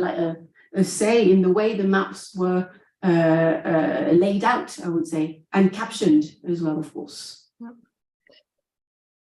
Well, I actually, for this question of maps, I'm not quite sure how this happened. What I can say is that, well, they didn't have that much map. So that in the 19th century, in the last third of the 19th century, especially there were very few African maps. And so that explained why they were so fascinated with map, and while they were so much published, I think. But now how they did it, la fabrique des cartes, I don't really know, and we should maybe look a bit more on this interaction between geographical societies and missionary. What I can say is that some of the people are just the same. We have one in Switzerland, Alfred Bertrand. It's this one person being an ethnographer, a missionary. I don't know if we can say geographer or, well, a geographer. Yeah, but not really. I don't know if that existed at the end of the 19th century, but somebody interested in and part of geography societies. And it's just, well, it's a man, and he has money, so he just does it as a, well, it's hobby. his job, but he does it with his own money, which is not the case of Mott, who always needs money to make the travel and his work. Mm-hmm. What I was saying to answer to Noreg is that, well, race don't seem to me to be very relevant for Mott, but that doesn't mean that hierarchies are not relevant. He always does it in terms of saying what is our duty, our Christian duty to other people. So for him, for sure, there are hierarchies. This is not a question, except that I don't see him speaking of these, the definition of each population in terms of races. But I also have to say that John Mott is an American, so for sure the black and white question is in his mind, because in the YMCA in the United States, it's really a question or more a problem, a theme at the end of the 19th century, as it will be for the entire 20th century. So he is thinking about this. And what I can also maybe say is that we can see it, his preoccupation changing from the end of the 19th century to First World War, and he is more and more making a denunciating the imperialist discourses and agenda of the United States, of the British Empire, and so on. And John Mott is very much an American, very much aware of, in his mind, of the hierarchy between people. But at the same time, he is one of these missionary, very conscious of the idea of nation. And for him, each population needs to be a nation, a sovereign nation, to face these imperialist problems, and also to be able to choose Christianity and go with evangelization. Well, it's not very precise, but we have to work. I think we can work on this a bit more, on the nation and on this race and nation use of the vocabulary. Yes, thank you. Elisabeth, on the question of the role of lay people then? So I think laity is crucial, but it's much more difficult to trace its role either in colonial or ecclesiastical documents.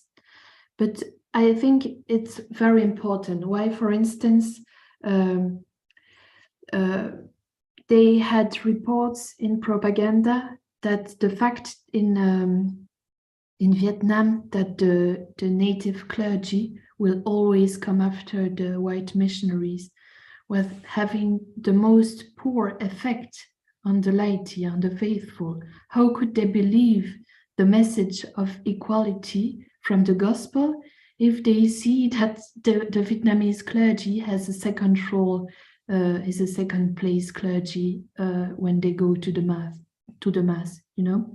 So, and I think it also had a very important role in abolishing this privilege of precedence for apostolic missionaries. And it will keeping on having a role, like in Rwanda, for instance, in promoting native to the episcopate. Nationalism in Rwanda is since the years 40 very vivid, and the people will start requiring their own bishop. And this will take more and more importance. And it's really something that the Holy See wants to take into account. It's really important for them that people receive bishops of their own, priests of their own, of course, but then bishops of their own, and that we take into account their nationalistic needs in terms of religion. There's a clear relation then between the independent velleities of some of the people and those desires that are being made even, that are becoming more and more vocal.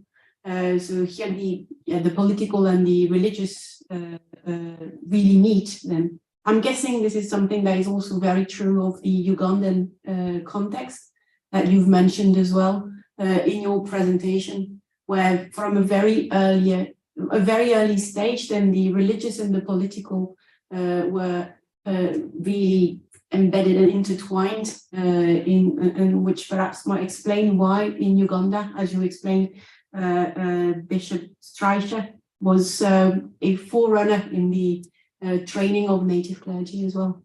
So the political velleities, nationalistic velleities sort of acted as a way to speed up some of those evolutions.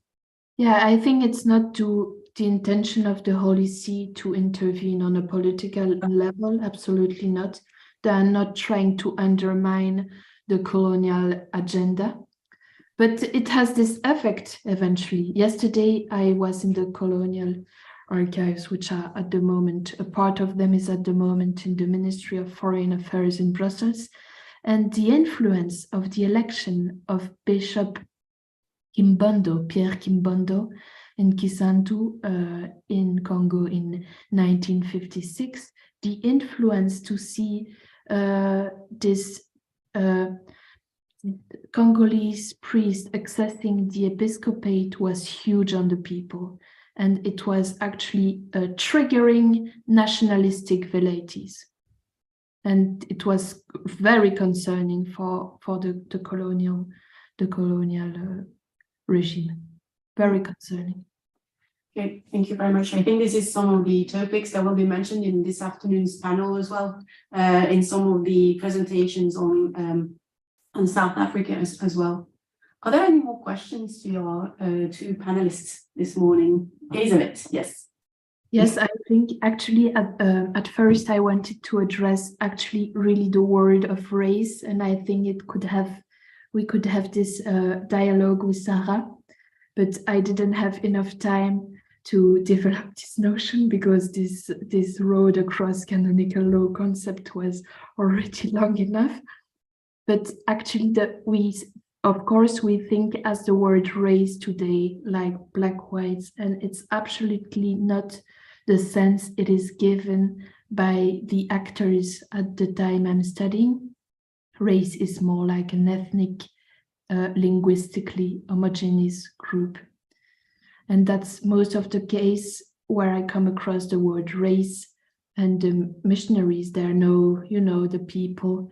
And it's actually crucial in the way they will divide the ecclesiastical circumscriptions, because this is something we hear, that these territories in Africa were cut indistinctively among the people, tearing groups apart, and they are trying to adapt. And it's of course in the missionaries thought it's always for the same agenda. It's to have a better evangelization. And in this case, the races are very important to identify the various ethnic groups, and mostly the language, because the missionaries, they have to talk to the people in their own native language. So you have to have someone that can talk to the people. So it's much easier if you have a group of missionaries who learn one or two languages and especially focus this ethnic group and so on. So that's how division were tried to be made, at least in the Belgian colonial space within the ecclesiastical division. You can see a lot of traces about it, about why do we want to change the borders one way or another. physical, like rivers, are of very much importance, because of course you have to access the people to. If you cannot cross the river, then you won't be able to get in touch with the people. But another criteria of importance is the division in people/race/linguistic group. And I have the feeling that most of the time race is used as ethnic/linguistic group. Yes. I think that's very interesting, because that's exactly what I found in the sources also for the end of the 19th century and the very beginning of the 20th century. So this leaves me wondering what was the use of this notion of scientific race we hear a lot about now, and that's true. That's in the 19th century was the century coming with this creating these scientific race ideas. But what was the use of it, and where can we find it in the sources? This is a question I'd like to discuss during the day, but also in my practice, I'd like to find out where was it used, because really for now I don't know. And but again, I'd like to say that the hierarchy is here, and what's very interesting in John Mott's sources is that religion becomes a way of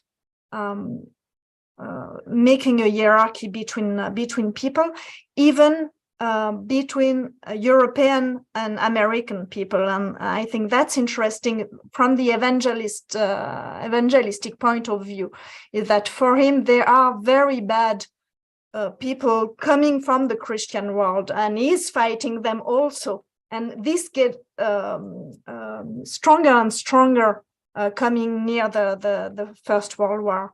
And this has also to do with, with imperialistic point of view and action in the world from the different empires, but also with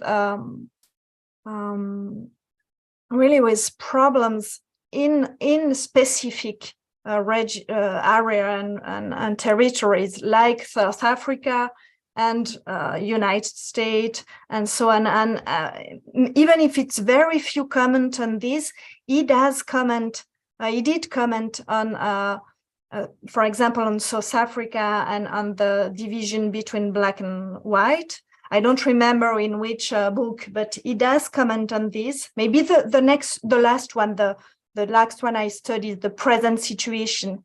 Yeah, he comment on that, saying that because he is looking at everywhere in the world where there are problems and conflict coming.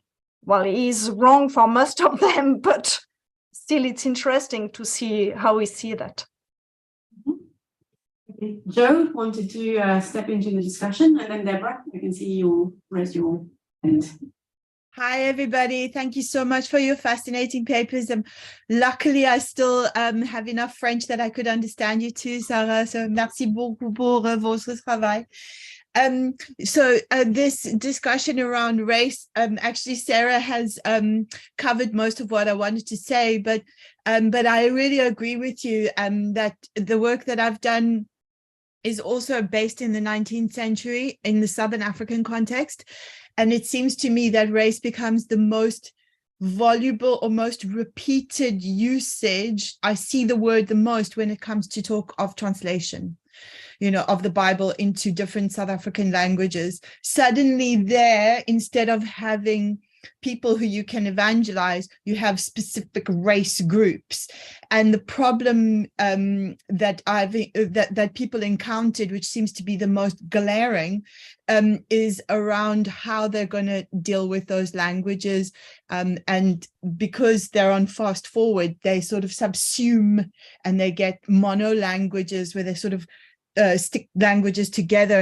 And this is still happening. last June, I was in Cape Town at the University of Cape Town working with a history project there, where most of the colleagues that I dealt with agree that there must be only one language, where it's clear to me that in fact there are 13.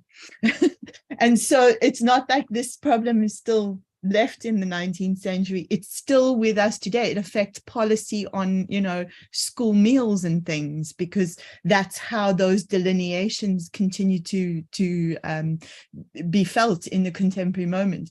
But yeah, so as soon as you start with the translations and accessing language, that's where the racial classification comes the most clearly through in the 19th century English context. And I also work in the Protestant context, so my knowledge of the Catholic exact sort of machinations is not as clear as that. But thank you so much. Really fascinating papers.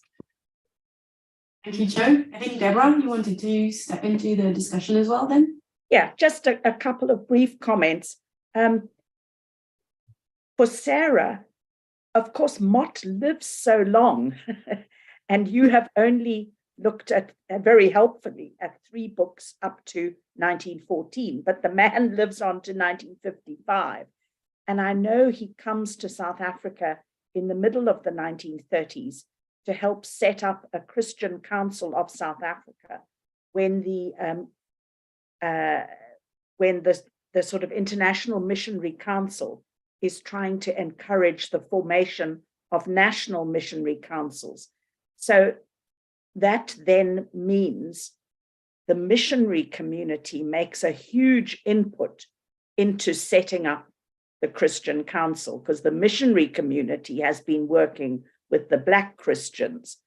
And then you have problems of hierarchy and race and language in the Christian Council of South Africa. So it would be interesting to see what Mott is how Mott is writing about race when he encounters these kind of racially divided societies. And when you're saying, what about scientific racism? It sort of reminded me, I have a book on my shelf by a respected colleague, Saul Dubois, called Scientific Racism in South Africa, but I haven't actually read it. So, but it sort of prompts me to think, I need to know more about how does scientific racism evolve in the South African context. Yeah. Thank you very much. Hi. Yes, Jo. Sorry, I forgot to mention, there's just to go back to the discussion we were having earlier, just now, there's an American theorist called Jochen Arndt, A-R-N-D-T, who has a paper which I have on my screen. It's called What's in a Word? Historicizing the term Kaffir in European discourses about Southern Africa between 1500 and 1800. And there's a lot in that paper and in Arndt's work, which talks about skin color and labeling people names according to gradations of darkness, which I think is something that would be useful to you. I don't agree with everything he says, but that's not important. I'm not his biggest proponent, but he really does a thorough job of his work.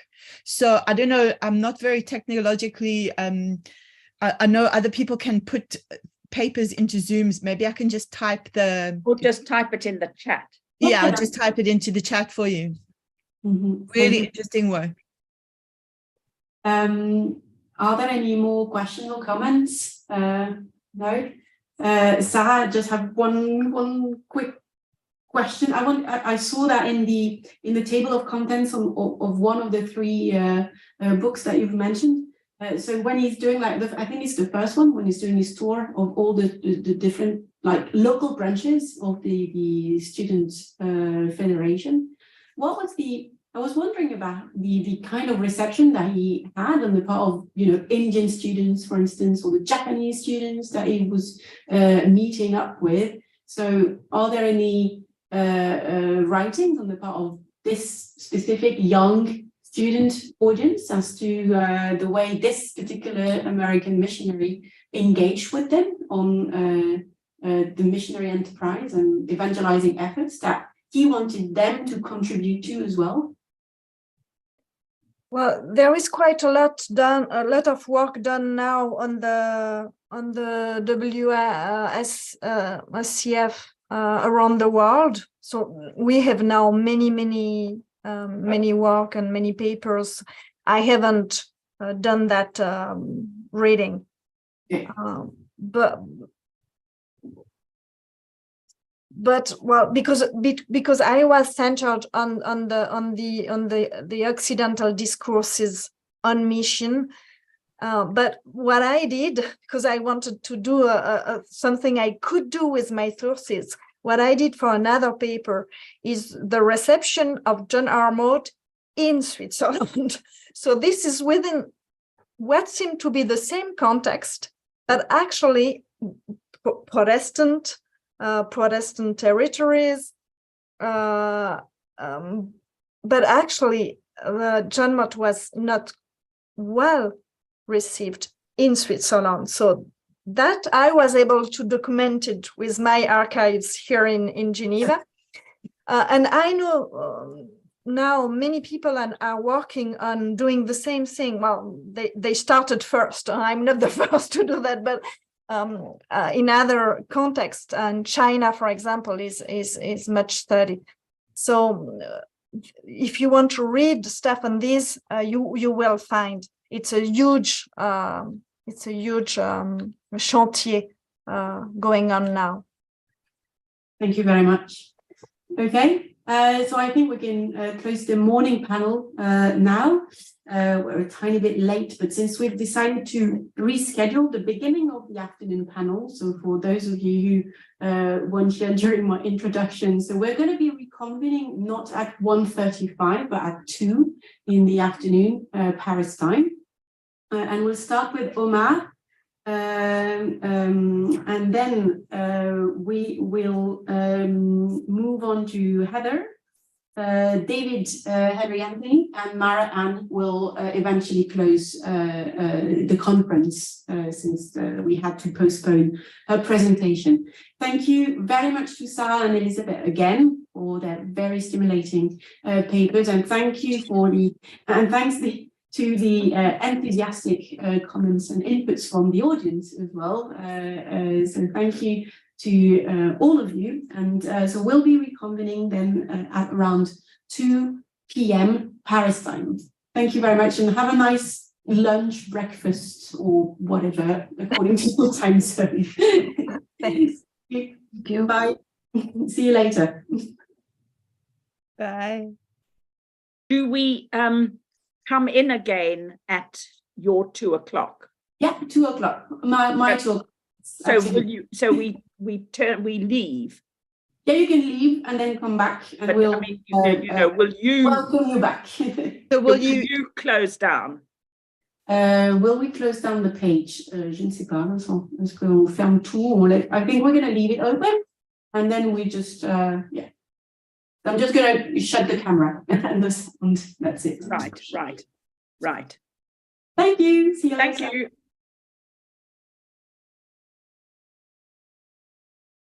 J'arrête la vidéo.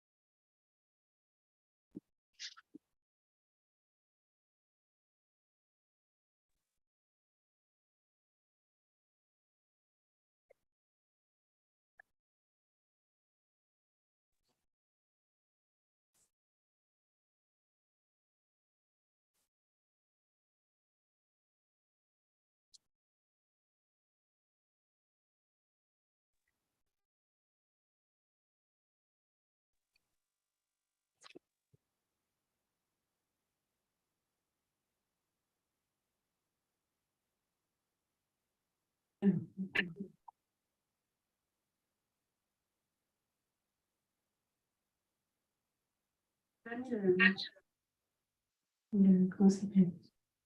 Le chat. Donc, je le mets pour voir.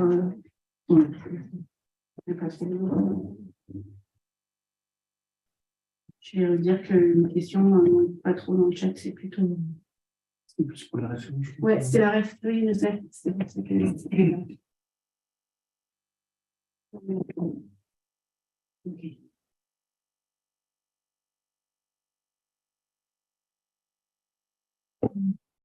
All right. Okay, so welcome back to those of you who were with us this morning. I can see that Omar is here, so that's perfect. Hi, Omar.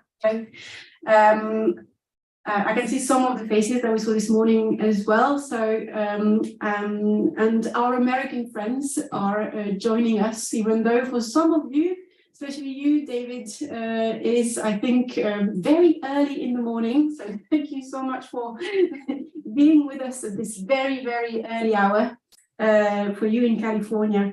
So today's, well, this afternoon's panel is a bit longer than the one we had this morning. So we're going to have 4 participants. And as I said, there's been a little change in the program. And we're going to hear Omar Passatoui first. So now, 2 o'clock. Then we'll hear Heather Sharkey. Hello, Heather. Very nice to see you. Then we'll listen to David Henry Anthony from the University of California, Santa Cruz. And we will therefore finish the panel with Mara Ann Hauser from Wichita Baptist University. So let's start. This afternoon's panel then will be first devoted to Islam with Omar Passatoui, who comes from Aix-Marseille University. You are an associate researcher at the Mesopolis Center of Political Sciences of the Political Sciences Institute at Aix-en-Provence, France. So Omar, since your PhD, you worked on bioethics issues, religious law and positive law in Muslim and Jewish contexts. And you're currently working as a human rights officer at the United Nations Human Rights Commission, where you specialize on racism and discrimination related issues. And today, your presentation is entitled Race in Islam, Perceptions and Realities. So you're going to have 25 minutes, as all the other participants. Can I please ask the members of the audience to turn their microphones off during the presentations of the papers? And then when we're going to have some time for the discussions, you can use the raise your hand function on Zoom in order to ask your questions and offer your comments. Omar, so the online floor is yours. So whenever you're ready. Thank you very much. Thank you very much, organizers, and thank you for allowing me to have some space for Islam among this mythology with Christianity mostly. I was honored when I was contacted by the organizers to come and take part to this event, so I will try to combine my previous experience as a researcher and my actual experience as a human rights officer working on racism on this paper focusing on race in Islam. So I would like to start with this idea as why will I articulate my paper today is I decided to put it into between theoretical Islam and Islam in practice. I mean, when it comes to race, and I will use race as a lens to observe some phenomena that we can see today in Islam as a religion, but also as a society model and as a historical process. So when observing Islam by the lenses of race, it's very obvious that there are some interesting issues that we can focus on, particularly today as with the spread of international movements defending racial movements like Black Lives Matters, and how they are perceived and how they are seen by Muslim societies, and how it gave the occasion to some minorities to rise and some voice to also rise. When we choose a historical approach to race in the Muslim context, it can appear as a very interesting element in the Islamization. I mean, how people became Muslim during history and how Islam went out from the Arabian Peninsula to the world, and especially in certain diasporic contexts, where it is interesting to see how Islam is combined with race to bring a new identity, especially in the United States and the Americas in general. So even before leaving its birth context, Islam started as a multiracial religion, and then it continued through the Muslim empires and Muslim history. And it is today a specific question in Muslim societies of today to see how you define yourself. If you're questioning your Muslim definition as a Muslim or as a race belonging to one race or to another. And we will see through this paper how it goes in through examples. So race is also interesting when we focus on the path that Islam made from Arabia to Africa first and then to the Americas, as I said, because it's very interesting to see how conversions were made because of the content of racial content, let's say, of Islamic texts and sources. It is also interesting to examine the history of slavery because it is a bit forgotten that Arabs were among the first slavers of the world, and it is something that is now being forgotten or maybe obscured unless you go to Zanzibar and you enter a museum and then you see how Arabs were among the first enslavers before the triangular slave market between Europe, Africa, and the Americas. It's very interesting to see how all these elements are combined in today's Muslim societies. I will also link it with migration. It is interesting to question race, migration, and religion, either in the original context of Islam or in diasporic Muslim context, where people are questioning these new identities and trying to have their own, either being seen as a Muslim or being seen as belonging to a particular race, particularly Black Muslim as an identity in a diasporic context is something that can be very interesting to examine depending where you are in the Americas or in Europe or even sometimes in Africa, but I'm speaking about Northern African context that I will examine lately. So as I said, I will speak about race in Islam and the texts and the figures, which are the first sources that we can analyze. So I will say that Islam is, as a religion, is a text that is full of meanings of equality between men and women, between men first, and then no matter the color of their skin or the tribe they belong to. And this is maybe due to the fact that Islam was born in a context that was very marked with inequalities, where castes, tribes, and race was also a part of your identity. I mean, as a person, who you are was determined by the color of your skin or the lineage of your father or the tribe that you belong to. And that was something that Islam was against since the beginning. And it brought that among the first converted persons to this new religion, slaves were among the first slaves from actual Eritrea or Ethiopia, what we used to call Abyssinians at that moment. Al-Habasha in Arabic was interesting to see that among the first Muslims, Bilal as a figure also is very interesting to examine, because it's used very much today as a figure, as a Black figure that is used as a reference to racial connections in Islam.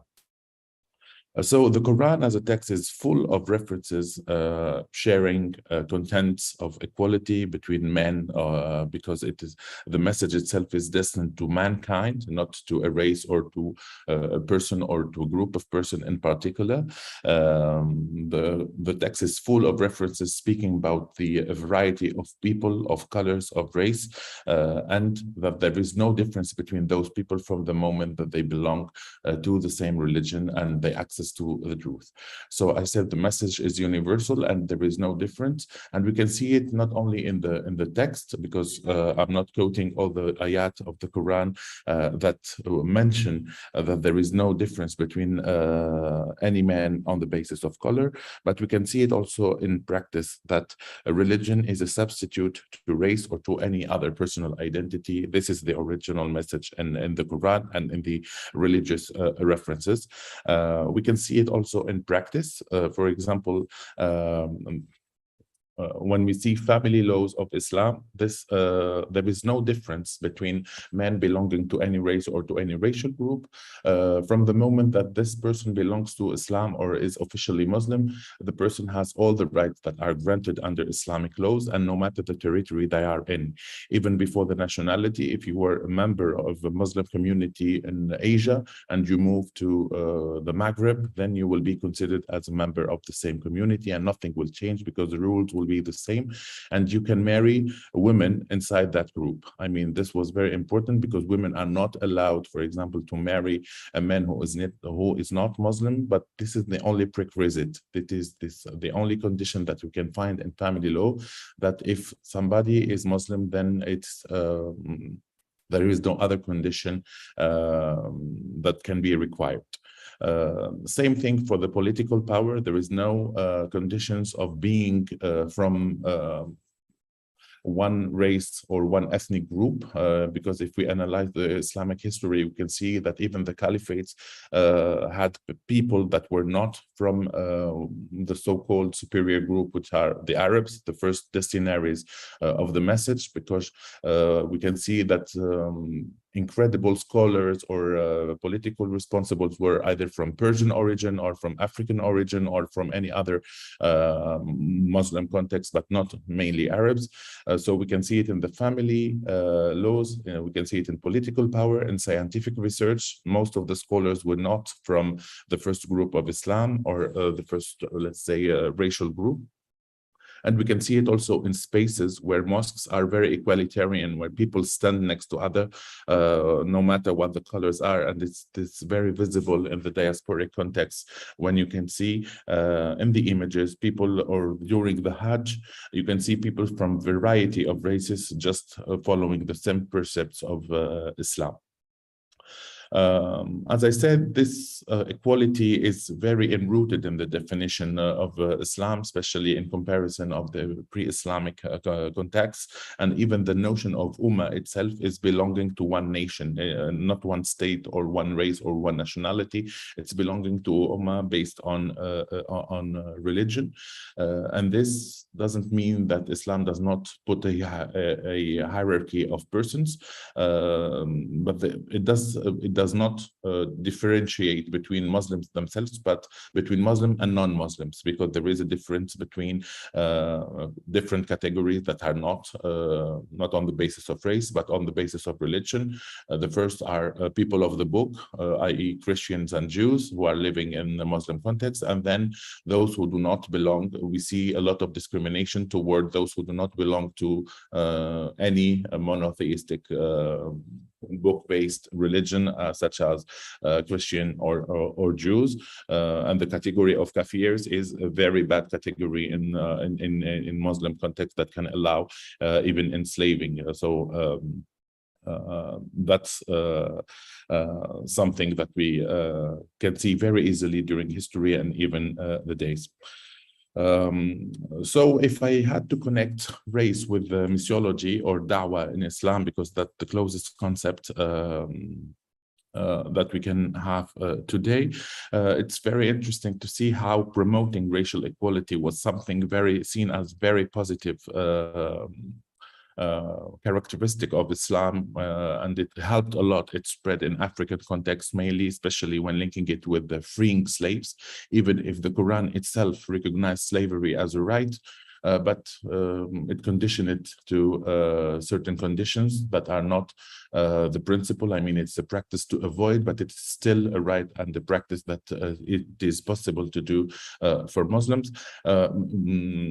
The analysis of da'wah is interesting to see how I call it. I wanted to put a difference between da'wah and its old version and the new version. What I call new version is the faith-based charities, maybe, that contribute to the da'wah, that are targeting, for example, people who are in prison or people in humanitarian contexts. We know perfectly well that before, I mean, during history, bringing the message of equality and bringing the message and the figure of Bilal as the first muezzin of Islam, and was something very positive to spread the word of Islam in Africa and in other contexts where you can even as a person that is belonging to a specific ethnic group, you can reach the top of the positions of any Islamic state. And as I said, we had many experiences before on caliphs and the very high, for example, Qadi or Imam that are belonging to a racial different community than the majority of Arab or a Berber or Persian group. So race was part of, I don't know if Islam was conscious about the power of having this racial equality speech in its dawah at the beginning, because it's, you know that in Islam, the dawah conversions or attracting people is made by both ways, either what we call targhib or tarhib, which means either by attracting people to your religion, by your behavior, or to pushing them to convert by war or by attacking them. And we can speak, for example, of conversion in Asia that was not made via war or via territorial contest, but it was made by Muslim traders who went even to China, and then by this contact, this conversion were more easy to do.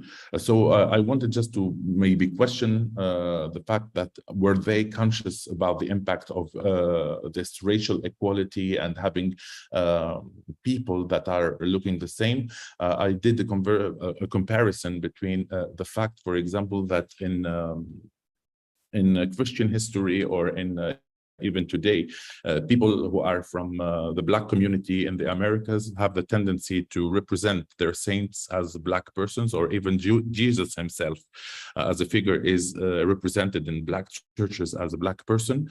But it's interesting to see how this figures already exist in Islam, and it was something very maybe positive for people to connect with Black persons from Abyssinian origins during the history of Islam, and to see that there is no racial discrimination inside. That's the text, but the practice is a bit different. Second thing, as I said, is the new da'wah that is made. It's not an invitation to convert, but to convert to a certain vision of Islam. I am not aware of any anti-racial discrimination content in Salafism, for example, or in radical groups, but we see that the charities are using the values of equality, of no race, everything is everyone is welcome, no matter the race you belong to. It's something that we can see in the preachers, in the new preachers, or even in the speech of those who are doing this new dawah in new spaces, such as the faith-based charities in diasporic contexts, especially. Many young people are being attracted by this very equalitarian and no race difference speech in Islam, especially in Europe and in the West. And we see that the number of converted people is really driven by the fact that people are belonging to a religious-based community where your original identity is melted to become either a brother or a sister if you are a woman. It's not your skin, it's really belonging to this community. As I said, it's really interesting to see how even this branding of Islam is being made as a very equalitarian religion in the text, but realities are a bit different, because I would like to raise the issue of racism in the Muslim world and even issue of slavery, because there is this in practice, unfortunately, there is this difference between Arabs are still thinking, unfortunately, that they are the original holders of the truth of the true Islam, because they have this mastery of language. And when we see that, even for example, for Black Islam in Africa, people can know the Quran by heart, but they know it in Arabic without even speaking the language. This contributes to the permanence of the supremacy of Arabs as destinaries of Islam or of the Quran.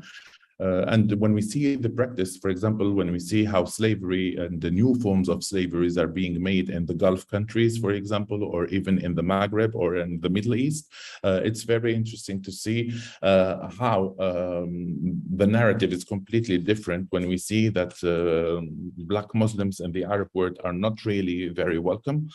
We see that we have so many complaints based on racism, and same thing happens for people coming either from Asia. The same thing, I mean, on race, can be discriminated even if they are Muslim, and even if they live in a Muslim context, they can be discriminated on the basis of race. And in practice, I would like to say that there is a huge difference between the text and the practice, where your identity, when you pretend that you are just a Muslim they put race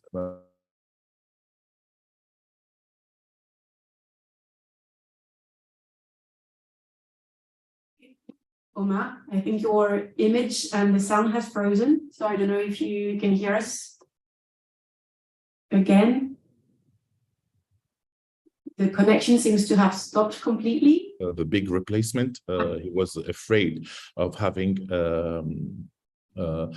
sub-Saharan migrants replacing the Arabo-Berber population of Tunisia, and he was speaking about the great replacement, which is something really terrible when we see, when we put in the balance the values of equality of Islam. I'll stop here to respect the time and open the floor to the questions if you have, or interactions. Thank you. Thank you very much, Omar. Actually, your sound sort of stopped and the image was frozen for the past minute. So I am sorry, I'm in Geneva. Normally I have a good connection. No problem, so. That's fine. So could you just come back on, just before you were talking about Tunisia and yes, I was saying that even yes, in spite of being a very respected Muslim, the president of Tunisia just was the one speaking about le grand remplacement, the big replacement. He was accusing sub-Saharan migrants of an intent to replace the Arabo-Muslim population in Tunisia, and he said that he will put people in planes back to their countries, and we have a lot of hostile political party, even hostile to Black people or to foreigners in general in the Muslim world, even if they are Muslim. I mean, it's their race popping up as their main identity, where Islam does put religion as the first identity, not race. Race is really melted into the religious identity. Thank you very much for coming back on this. Thank you, Omar. Thank you. So we are going to keep our questions for you for later when we have making some time for discussion later on. We're going to move on to another presentation, that of Heather Sharkey. So we're going to remain in a Muslim majority context, I'm guessing, with your presentation, Heather. So just a few words in order to introduce you to the rest of the audience. You work at the University of Pennsylvania. You are a professor in the Department of Near Eastern Languages and Civilizations, and your work has explored the experiences of American missionaries in the Middle East. You've worked on cultural conversions, and you've contributed to a wide range of publications on religious history in the Middle East and Africa. And today, you are going to present to us a paper that has, I think, to my mind, a very poetic and intriguing title, that is that of the reverberations of mission. And you're going to, explore the lives and the works and the experiences of American Presbyterians and race in Egypt, the Sudan, and the United States. So again, a multi-located study, I'm guessing. So Heather, the online floor is yours as well for 25 minutes. Thank you. Great. Good morning, everybody. Can you hear me okay? Yes, that's perfect. Thank you. Great. And I have a few slides to put up, okay? So I'll share my screen. Yes. Okay, give me 1 second. Can you see that? Yes. While Heather is putting her slideshow, Omar has just written in the chat box that if we have some questions for him, we can ask him questions in the chat so that I can start answering them, or at least make a list of them to answer later, since he is not sure he's going to be able to stay until the end of the day. So thank you for doing this if you have questions for Omar. Heather, I'm going to leave you talk, let you talk now. Thank you. Okay, thank you. Okay, in 2004, I was deep into my research on the history of the American Presbyterian Mission in Egypt when I had the opportunity to meet 3 retired missionaries. Their stories and their accounts of the mission influenced me as I wrote my book called American Evangelicals in Egypt, Missionary Encounters in an Age of Empire, which appeared from Princeton University Press in 2008.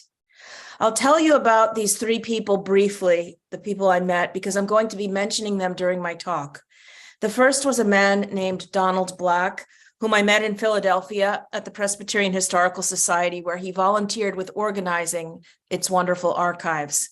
Technically, Donald Black had not been a missionary, but was a mission executive who in the mid-20th century coordinated the work of the United Presbyterian Church of North America in Egypt, the Sudan, Pakistan, and Ethiopia. Donald Black also became a civil rights activist and participated in voter registration drives among African Americans in Mississippi in the 1960s. I met the 2 others during a trip to Pasadena, California, where many Presbyterian missionaries had retired. One was a woman named Marjorie Dye, who played an active role in literacy, health, and other social service programs that American Presbyterians supported in Egypt in partnership with the Egyptian Evangelical Presbyterian Church and the Egyptian government. And she did so from the 1950s through the 1980s. The third person was a man named John, or as he called himself Jack Lorimer, who was born in Egypt to missionary parents and served as a missionary there himself from 1952 to 1990. Lorimer had a nuanced understanding of the American mission in Egypt from its foundation in 1854 until its dissolution in 1967 after the 6-day Arab-Israeli War. All 3 of them wrote about their experiences in books and articles, and so I learned from their publications as well. When Noura Gneveux and Maud Michaud invited me to participate in this conference about race and missiology, I recalled these 3 people. Black and Lorimer had thought about race a lot and about how legacies of slavery had affected Presbyterians in the United States and the Nile Valley. Marjorie Dye did not write about race per se, although she did write about women in a period when American Presbyterian women were gaining new rights, above all from the mid-1950s, the right to become ministers or priests in the church, and when women around the world were gaining new reproductive freedoms, thanks in part to the birth control pill, which she helped to distribute through clinics in Egypt. All 3 of them have since died, but I find myself thinking about them today and kind of having conversations with them in my head amid the political polarization of American society and in light of the Black Lives Matter movement and the current contraction of women's access to abortion in the United States. The title of my talk, The Reverberations of Mission, American Presbyterians and Race in Egypt, the Sudan, and the United States, signals this awareness. Missionary encounters reverberated across time in many directions, as we can see by studying Presbyterian experiences in the United States, Egypt, and the Sudan. These encounters reflected and affected how race, racism, and its legacies worked, and in a connected way, how the dynamics of gender, sectarianism, and social class worked as well. In 1854, American Presbyterians started their mission in Egypt, and in 1898, they expanded to the Sudan. From then until decolonization in the mid-20th century, the experiences that they had in the Nile Valley and the social practices and attitudes that they observed changed their views in ways that reverberated into the American communities that sent them. Consider for a start that the United Presbyterian Church, unlike other American Presbyterian churches, for in fact, in this period, there were several Presbyterian institutions, they had banned slave owning among members before the U.S. Civil War in the 1860s. And they took this abolitionist principle to Egypt and refused to admit Egyptian Coptic Christians as church members if they owned slaves, as some of them did. After the U.S. Civil War and the end of slavery, the same church operated what it called domestic missions in the United States by running schools in southern U.S. states for formerly enslaved men or freedmen. And they also opened institutions, by the way, for Native Americans and in some cases for urban immigrants. Some of the missionaries who worked in Egypt or Sudan had relatives who worked in these freedmen's schools in places like Tennessee. Others applied to work with freedmen, but received assignments in Egypt or the Sudan instead. Since missionaries wrote in the same journals, whether they worked in, say, North Carolina or in the Nile Valley, they were aware of what was happening in the different fields. All of this is to say that social and informational networks connected the domestic and foreign mission work of the church and led to some coherence in policies. Yet while the American missionaries were progressive in some ways, they were not progressive in others. Before the 1950s, as far as I know, all the people who carried the official job title of missionary in the United Presbyterian Church of North America came from European backgrounds. They were whites. And they were also officially, in terms of the job title, men. And it was only many of them were men. It was married women, if their husbands were missionaries, did not officially technically carry that title. Only single women did for many years.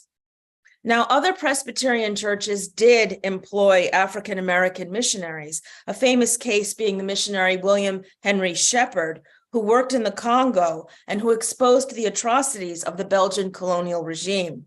But he worked for a different Presbyterian church.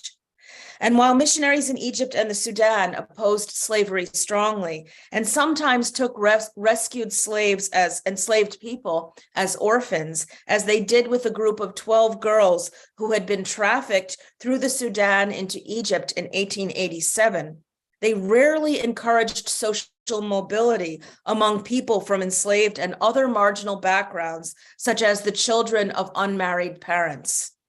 The American missionaries remained acutely aware of the social status of their different constituents, and as I'm starting to think, maintained social hierarchies, perhaps more than they changed them.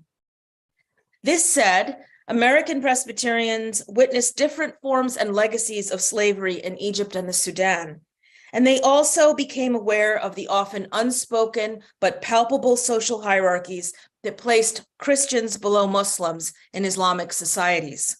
In the long run, these encounters and what they witnessed among Egyptian Coptic Christians challenged their assumptions about forms of social subordination in the United States.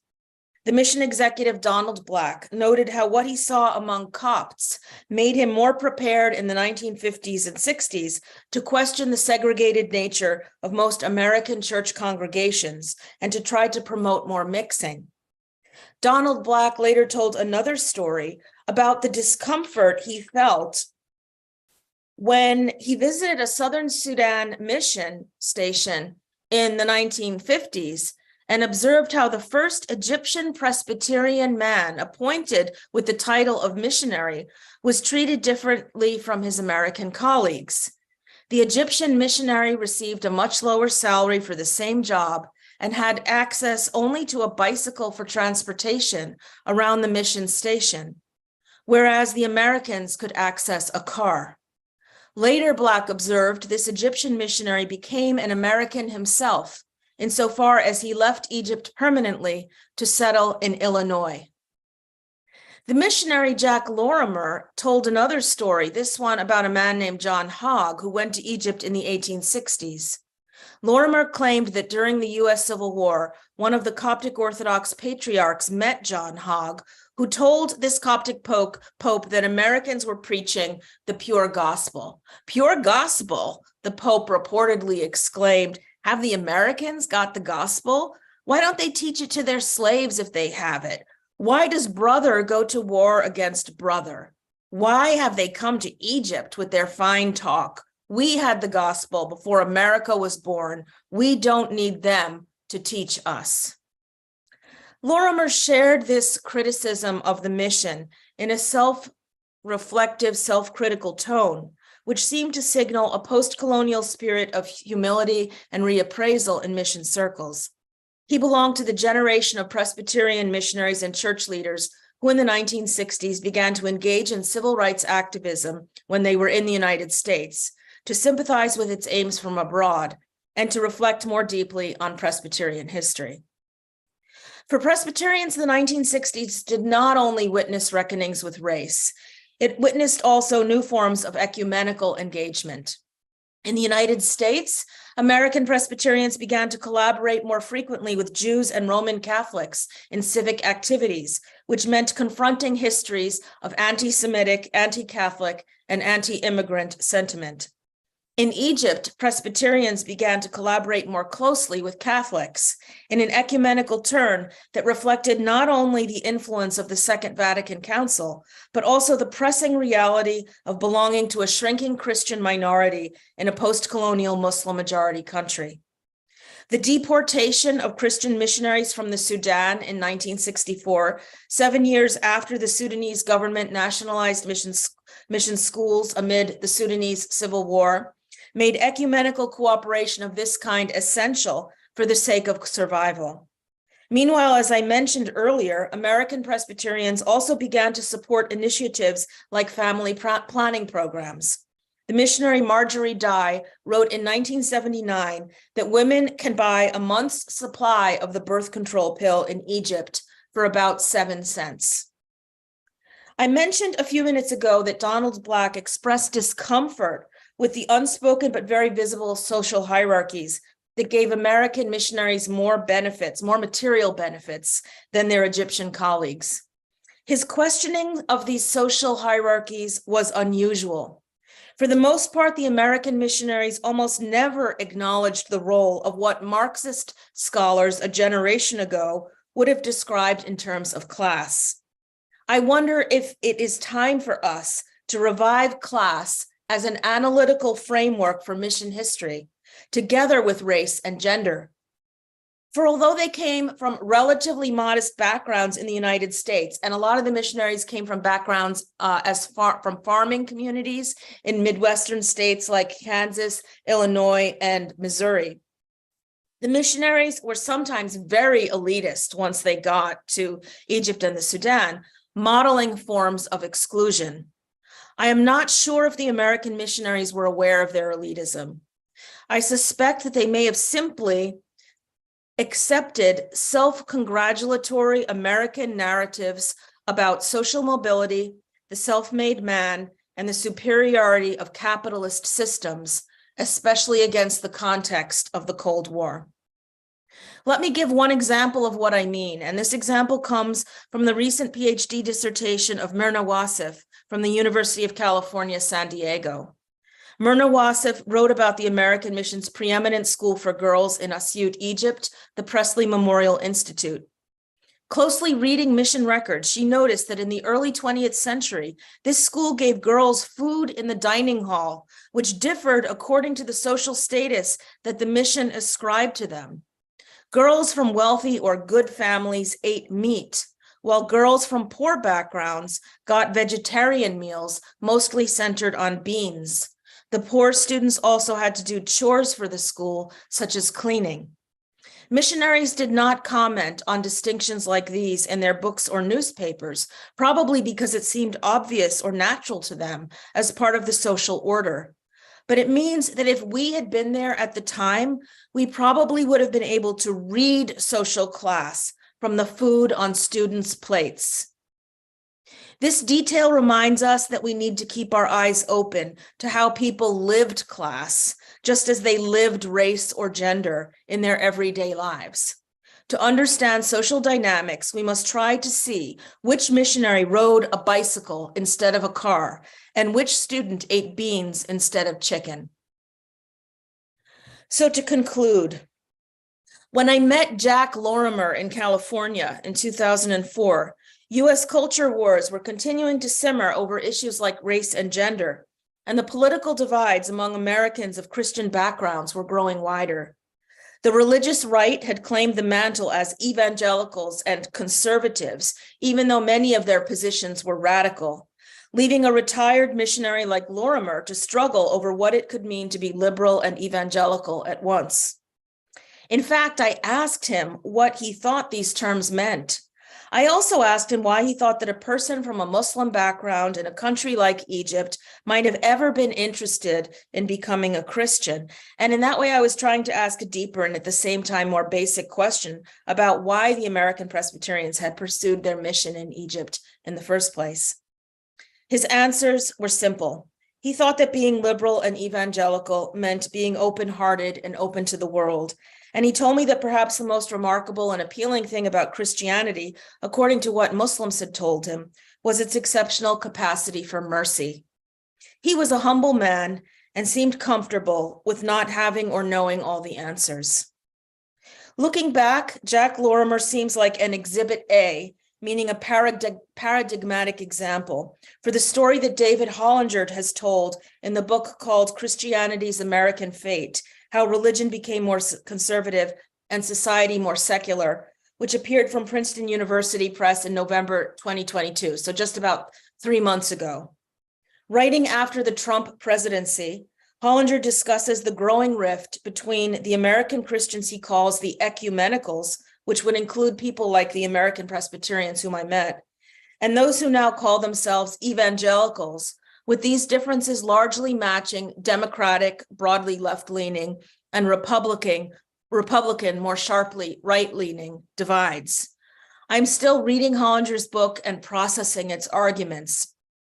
But a striking conclusion relevant for our conference here is his claim that, quote, evangelicalism created a safe harbor for white people who wanted to be counted as Christians without having to accept what ecumenical leaders said were the social obligations demanded by the gospel, especially the imperative to extend civil equality to non-whites. Evangelicalism, he argues further, was a reaction to the liberalizing, cosmopolitan, Enlightenment-centered impulses that so-called mainline Protestants in the post-World War II era increasingly promoted. And by the way, this term mainline, as I put on this slide here, refers to the main line of the Philadelphia Railroad and refers to a certain type of centrist Protestant Christian culture. And I just wanted to point out, I'm in the main line with you now. This is where I live. I'm on the main line and you're looking at it through the window here behind me. So it's funny to be in this place that once gave a name to a certain kind of Protestant culture in the United States. And Hollinger adds, and I quote, "In frequent alliance with liberal Catholics, secular and religious Jews, and the Black civil rights movement, the ecumenical Protestant leadership espoused positions on race, gender, sexuality, empire, economics, and divinity that generated adamant opposition from white evangelicals," end quote. So what does this mean for the history of race and missiology? And I will end my presentation with 2 general thoughts in response to this question. First, the history of the Americans who went to Egypt and the Sudan bounced back to affect events in the United States. The opposite happened as well. What Egyptians or Sudanese experienced when they came to the United States bounced back to affect Egypt and the Sudan in return. Consider the famous example of Sayed Qutb, whose visit to the United States in the late 1940s appeared to inform his increasingly militant Islamist views back in Egypt. What this means for us scholars is that we must remain aware of the complicated crisscrossings of histories, and we must try to assess multi-directional influences and changes. Second, many years ago, when I was a student in Egypt learning colloquial Arabic, the Ammiya, our teacher taught us the phrase which goes that "Ilifet met," What's happened is dead. What's done is done. While I love the way this Egyptian proverb sounds, I do not believe it is true. Instead, I think the American novelist William Faulkner struck closer to the truth when he observed in his 1960s story called Requiem for a Nun that, quote, the past is never dead. It's not even past. As with all histories, what happened in missions a century ago is reverberating into our world even today. Thank you. Thank you very much, Heather. I understand now the poetic nature of your title is also a clue as to better encourage us to look at the interconnected nature of missionary work, but also of religion as being lived and experienced by individuals and missionary organizations as well. And all those connections that were made between Egypt, the Sudan, and 1960s America is all very stimulating for our later discussions today. We are now going to move on with David Henry Anthony, if you're ready, Professor Anthony. And so we're going to leave America and the Middle East, and we're going to go south with race and religion in the South African YMCA. So as we said this morning, our first presentation by Sarah dealt with the YMCA, more specifically with the World Student Christian Federation. So there will be echoes with what was being said this morning, I'm sure. David Henry Anthony III, so if I can just give a few words in order to introduce you to our audience. So you're from the University of California, Santa Cruz. So it's very, very early in the morning for you, so we're very sorry again for this time difference. You are a professor emeritus at the Department of History of UC Santa Cruz, with a wide range of expertise on Africa, African history, African American history, comparative religions as well. And you are the author of a biography and an intellectual biography of Max Jurgen, who was one of the first Black YMCA missionaries in South Africa. So I don't know if you're going to be talking about him today. Perhaps in your presentation that is entitled Race and Religion in the South African YMCA. So the online floor is yours as well. Thank you very much in advance. Thank you. Thank you all. Can you hear me clearly? Yes, that's perfect. Okay. Okay. I'm very sorry that I wasn't able to join you all from the beginning, because I would have liked to have heard the earlier presentation. So I look forward to seeing the recording. Exactly, yes, it is recorded. What I'm going to do is sort of a mix of the last two presentations, what Omar was doing and what Heather was doing, because it's very, very difficult to distill a larger work into something that can be presented in 15 or 20 minutes. And in fact, I had a series of images, which I've decided to dispense with in the interest of time. Did everyone have access to the proposals, to the abstracts that were presented? We haven't circulated them, I'm sorry. Okay, all right. So I really would like to start by going over my abstract. As a sort of point of departure, and then mixing some elements of what I'm writing with sort of more informal discussions. Heather, if I may, I really like the way that you focused on 3 individuals, because I think that helps us to concretize the phenomenon that you're talking about, or the phenomena. I know perhaps we shouldn't do any crosstalk here, but I wanted to start off with that. So this is my abstract. Researchers studying the relationship of race and religion in colonial and semi-colonial contexts have not given sufficient attention to the YMCA movement within South Africa.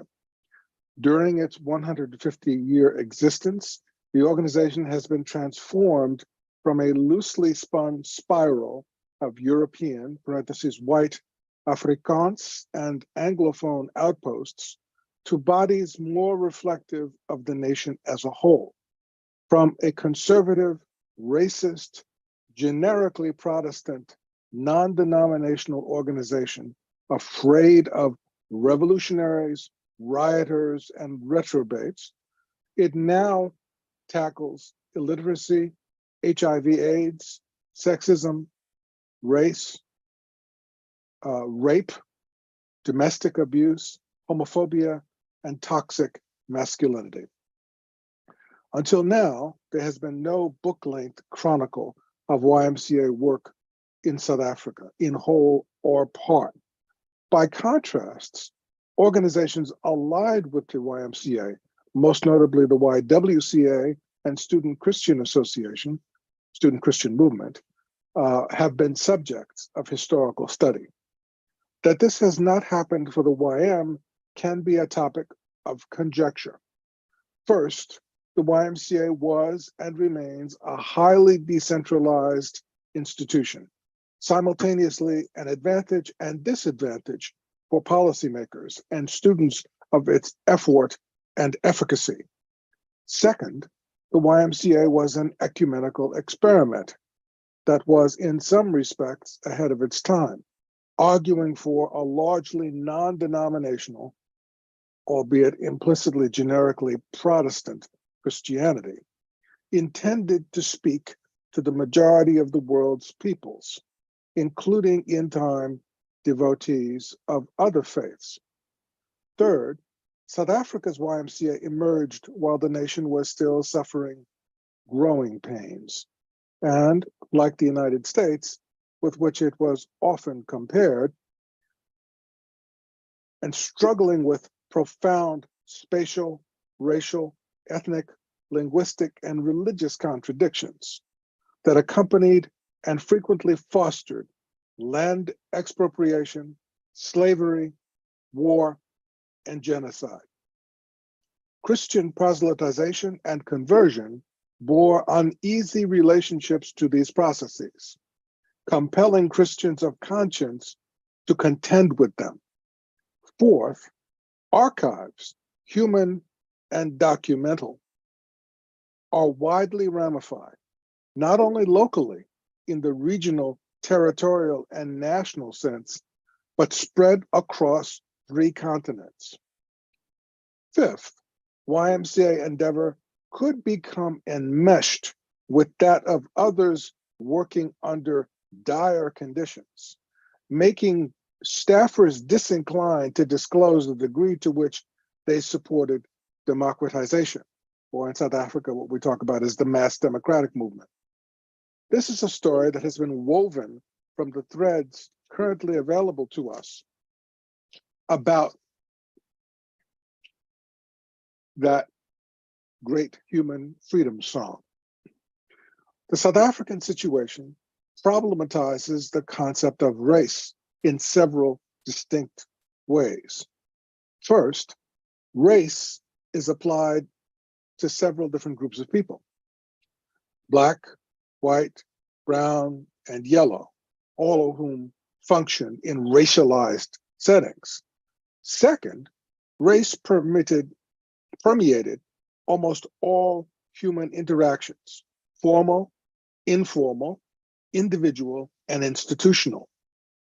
Third, race and religion were inseparable, not only theoretically, but practically in everyday intercourse. Thus, they were indissolubly linked. All this may be evinced in the workings of the YMCA, which came to South Africa in 1865, after having been established in Britain by George Williams, a draper, in 1844. Unlike the practice of indigenizing clergy, the Y was a secular institution with a spiritual mission, making it atypical, but not altogether unique. This paper examines salient aspects of the concept of race in action, as the South African Y revealed, confronted, or sought to evade them by focusing upon a few distinct individuals and critical moments where race and mission collided. Sorry if that seemed a little bit long-winded at times, but it tries to frame what I was seeking to do. And my focus along the lines of what we were listening to earlier about Egypt, Misr in Arabic,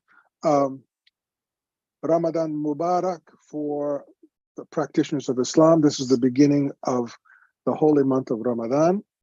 I also want to pay tribute to this day as the birth anniversary of the late freedom fighter Walter Rodney. In looking at three people and three particular moments, I started with the first convener of the YMCA, who was an extremely interesting individual in his own right, the Reverend Dr. Andrew Murray Jr., who was himself a person of mixed background, Scots Afrikaner. His father was of Scottish descent. His mother was an Afrikaner. His father had come to South Africa along with many others from the UK following the introduction of people from the United Kingdom that occurred after the British superseded the rule of the Dutch. Starting in 1820, the British began, under British auspices, came people from the British Isles, from Scotland, from Ireland, from Wales, and of course Britain itself. And Andrew Murray's father married an Afrikaans woman, so that he grew up in a bicultural, bilingual setting. He and his brother, John, were educated in Aberdeen, which was his father's home, and Utrecht in Netherlands. So he comes up speaking Netherlands, which is High Dutch, Afrikaans, which was de taal, as it's called, the local variant of Dutch that his mother spoke, and probably Gaelic, although I haven't seen any references to that, but it would be unlikely if he didn't, in addition to English. And he was a very cosmopolitan person. It's also significant that Andrew Murray came up in a household that had a very progressive orientation toward anti-slavery. His father was a supporter of abolition. He had, in fact, refused to allow his family to consume sugar as a product of slave labor. This was a very unusual context for any mid-19th century white South African, but especially an Afrikaner. So it's important, I think, to broaden our understanding of what is often referred to as the insularity of the Afrikaner. And of course, there is an emerging literature which seeks to do this. One of the people who was involved in this is a young scholar by the name of Sarah Duff, who talks about Afrikaners as being part of a larger context of what she describes as Atlantic Protestantism. So not just looking at South Africa, which was in fact the way that I learned it years ago when I was first introduced to the subject, that Afrikaans and Afrikaner culture was essentially inward directed. And Sarah Duff and others are really beginning to challenge that. And I think that Andrew Murray Jr. Is an exemplar of this, having inherited this from his father, Andrew Murray Sr. Now, the fact that he becomes the convener of the YMCA is of great significance because he is a representative of a more progressive view on race than is typical for many in his situation and certainly of his particular background. However, we don't really know yet how that played itself out. I haven't seen any references directly from Andrew Murray. I just know that that symbolism is important, just like the symbolism of Bilal that Omar talked about. So it's a very complicated kind of question to unpack, and I hope to continue to do this. I've got some colleagues who have been helping me, who've been working through Andrew Murray's papers, which are in Stellenbosch, by the way. So in this early moment, you have a number of very dramatic contradictions unfolding in the YMCA. The first, the most dramatic, the most obvious is the expropriation of the indigenous population, which is going on continuously through the same period of time that people who come under British auspices come to South Africa. They are expropriating and practicing genocide against the Xhosa speakers during the so-called frontier wars of the 1820s, 1830s, 1840s, 1850s, 1860s. In other words, the exact same period in which the YMCA is planted in missionary parlance is a period of tremendous upheaval that is being undertaken at the expense of the indigenous population, not unlike the United States, not unlike many other settler societies.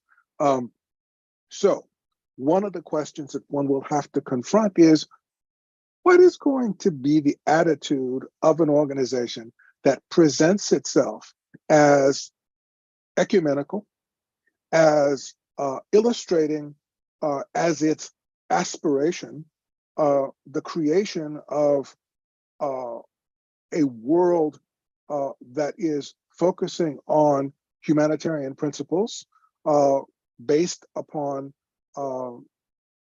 the notion of the most generous interpretation of the Christian tradition?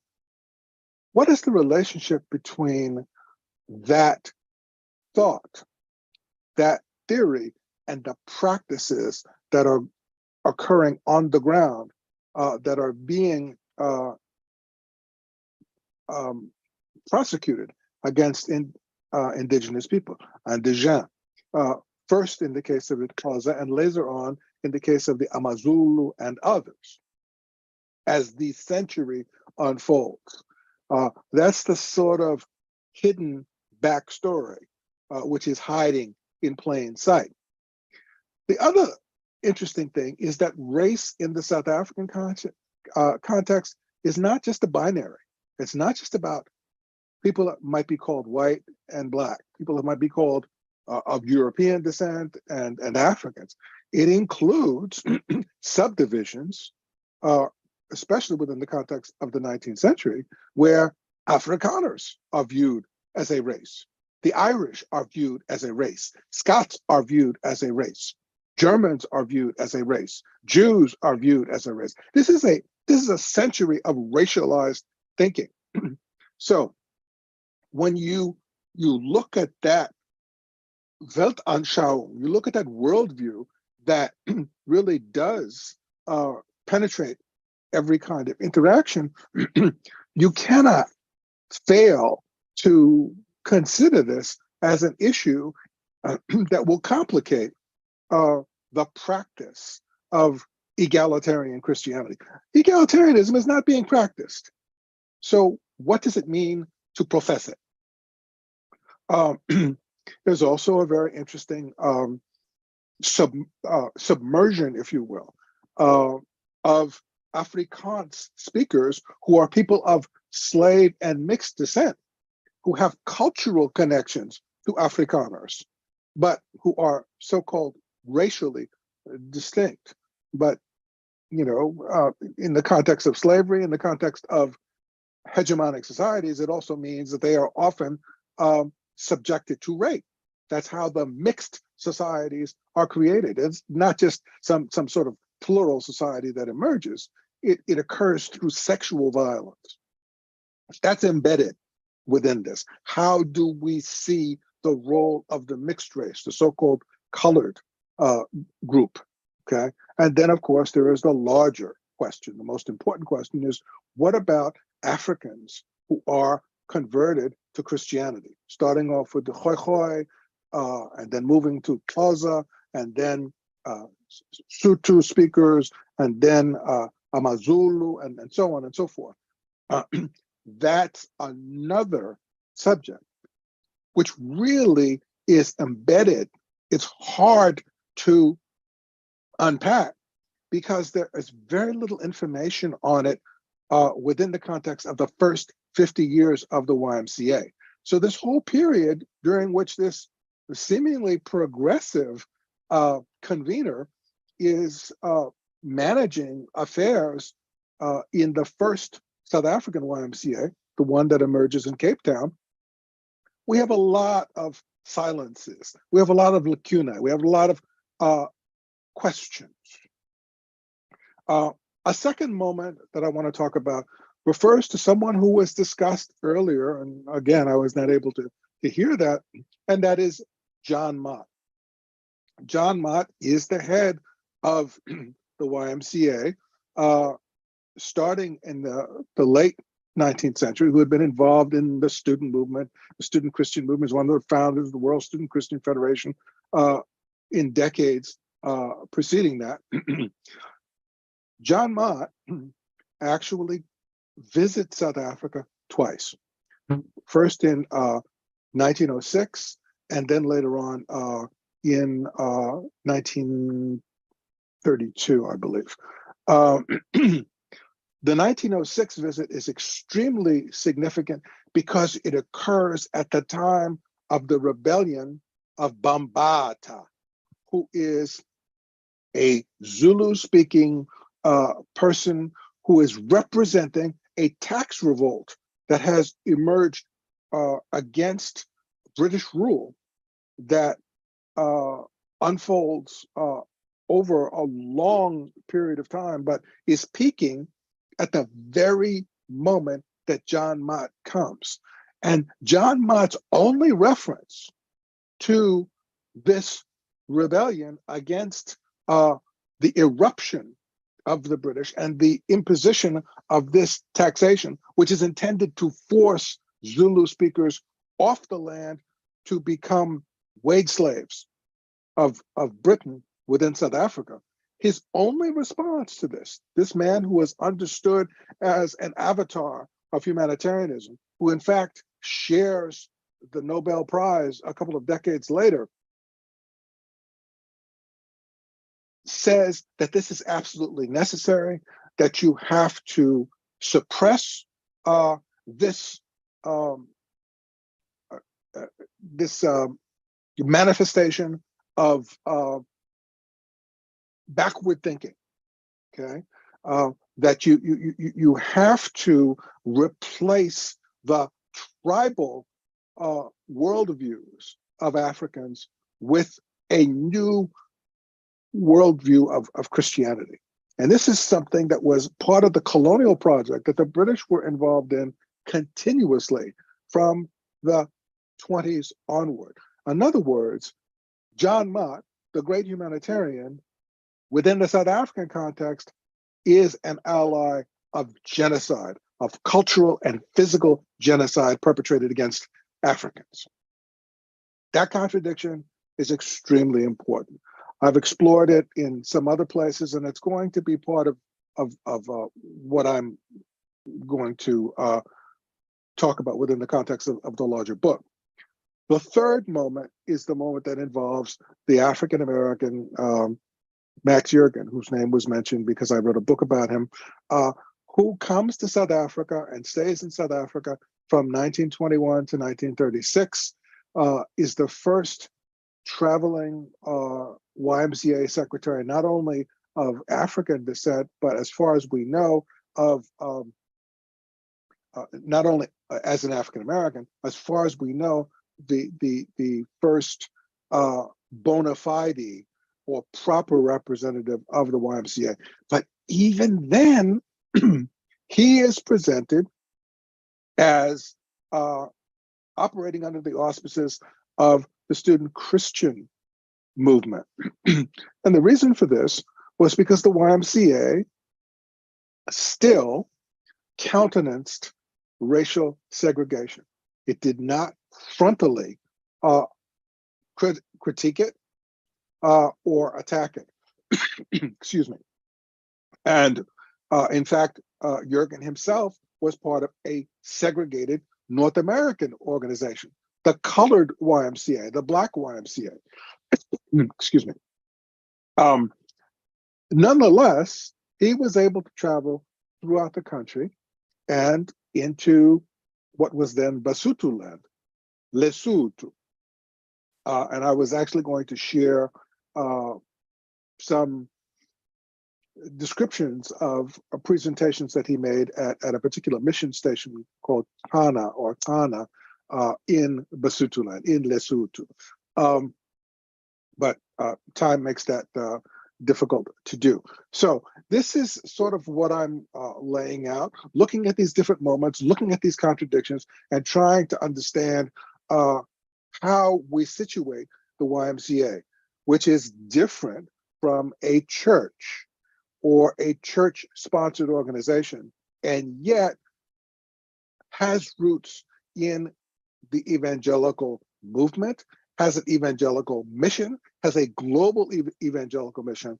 And here we are in a place that is majority African and has this contradictory relationship to the question of race. So how do we get from where we are in 1865 to what I described earlier, what has become a more progressive sounding organization? The way that happens is because of what happens on the ground from below, from Africans who are actually engaged, Africans and mixed race people. A los familiares del lugar donde se encuentran las personas. Yeah, thank you. Sorry. Okay. All right, Professor Anthony, are you, I'm sorry, your conclusion, I think, got mixed up in the... My conclusion was concluded. Yes. Thank you so much. All right. Thank you. I hope that's helpful. Thank you very much. Thank you very much. Okay, so yes, this had indeed many echoes with what was presented to us this morning by Sarah. And yes, this is just a good reminder for me to tell you that all the presentations are being recorded, and you will be able to access them on the website of the Religion, Lineage and Race program that this conference is born out. So the presentations will be made available for access later on. So you will be able to sort of reconnect the different threads of your presentation. So thank you so much. I believe that Mara has been able to join us. I can see you over there. So thank you very much. So this is going to be today's last presentation. And after your presentation, Mara, we're going to have time for discussion so that we can ask questions to our four panelists today. So Mara Ann Hauser, you are an associate professor in history at Wichita Baptist University. You've worked on South African history, especially in the various forms of anti-apartheid activism, especially lawyers, I believe. So your presentation today is entitled World Council of Churches Program to Combat Racism. So you're going to be looking into this particular program and institution through the racial lens that we're interested in today. So the online floor is yours as well for 25 minutes, Myra. Thank you. Well, thank you so much, Maud, and everyone for being here and for squeezing me in at the end of the day. I apologize for having a meeting come up that was beyond my control. Is it possible to share my screen? Let's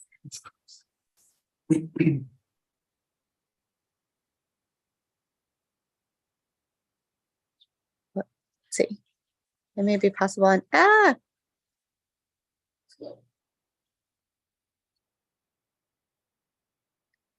All right, I may go ahead without it. It may be possible on your end, but I'm not.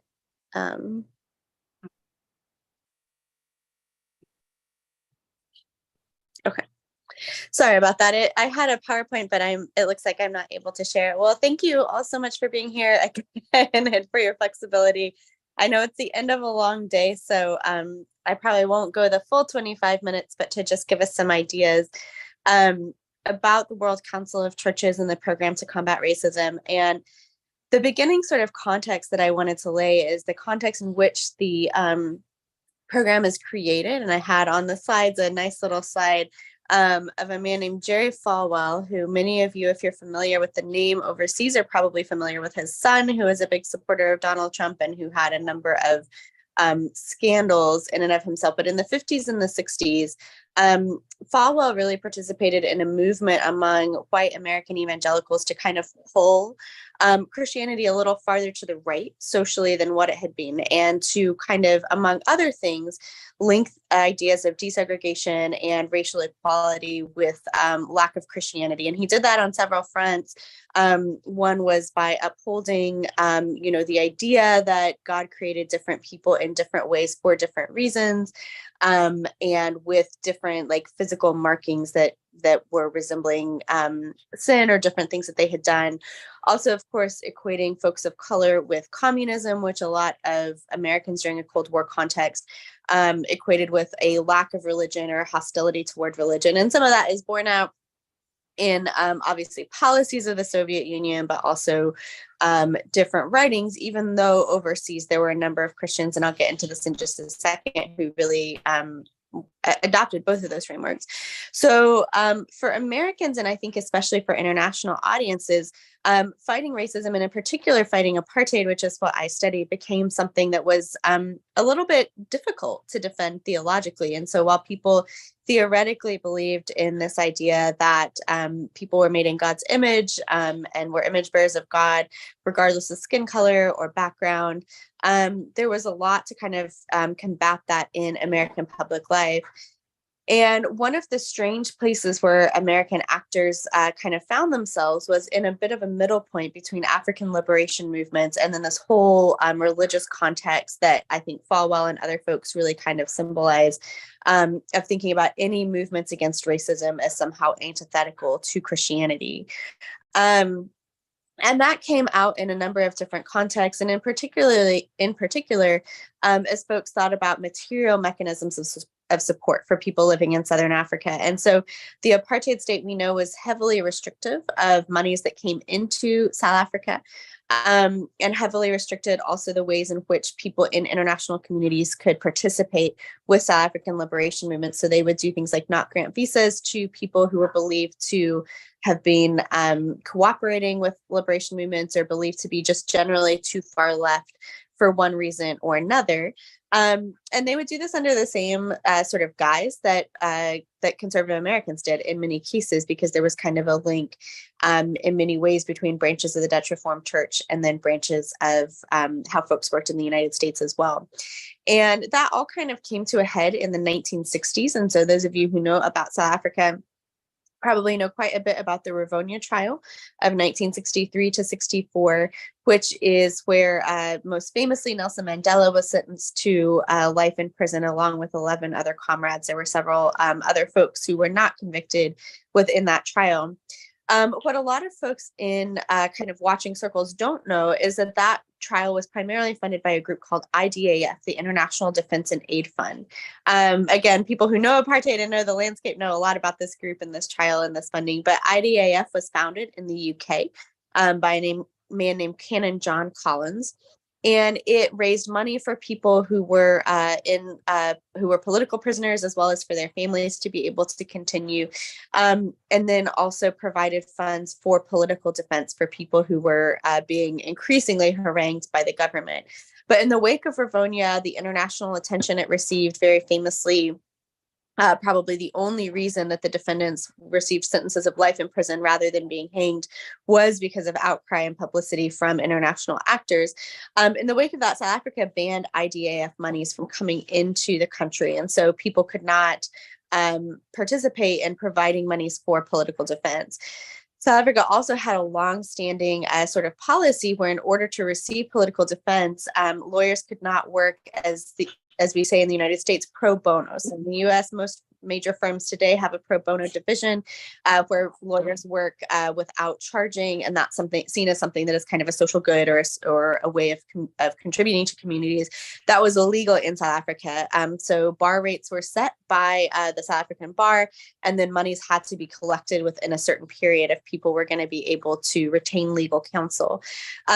And so with the banning of IDAF, there were several other groups that kind of came into existence and came into the fore, including the Southern Africa Project of the Lawyers Committee for Civil Rights Under Law, which I study, which began in 1967. So there's a bit of a gap there in funding.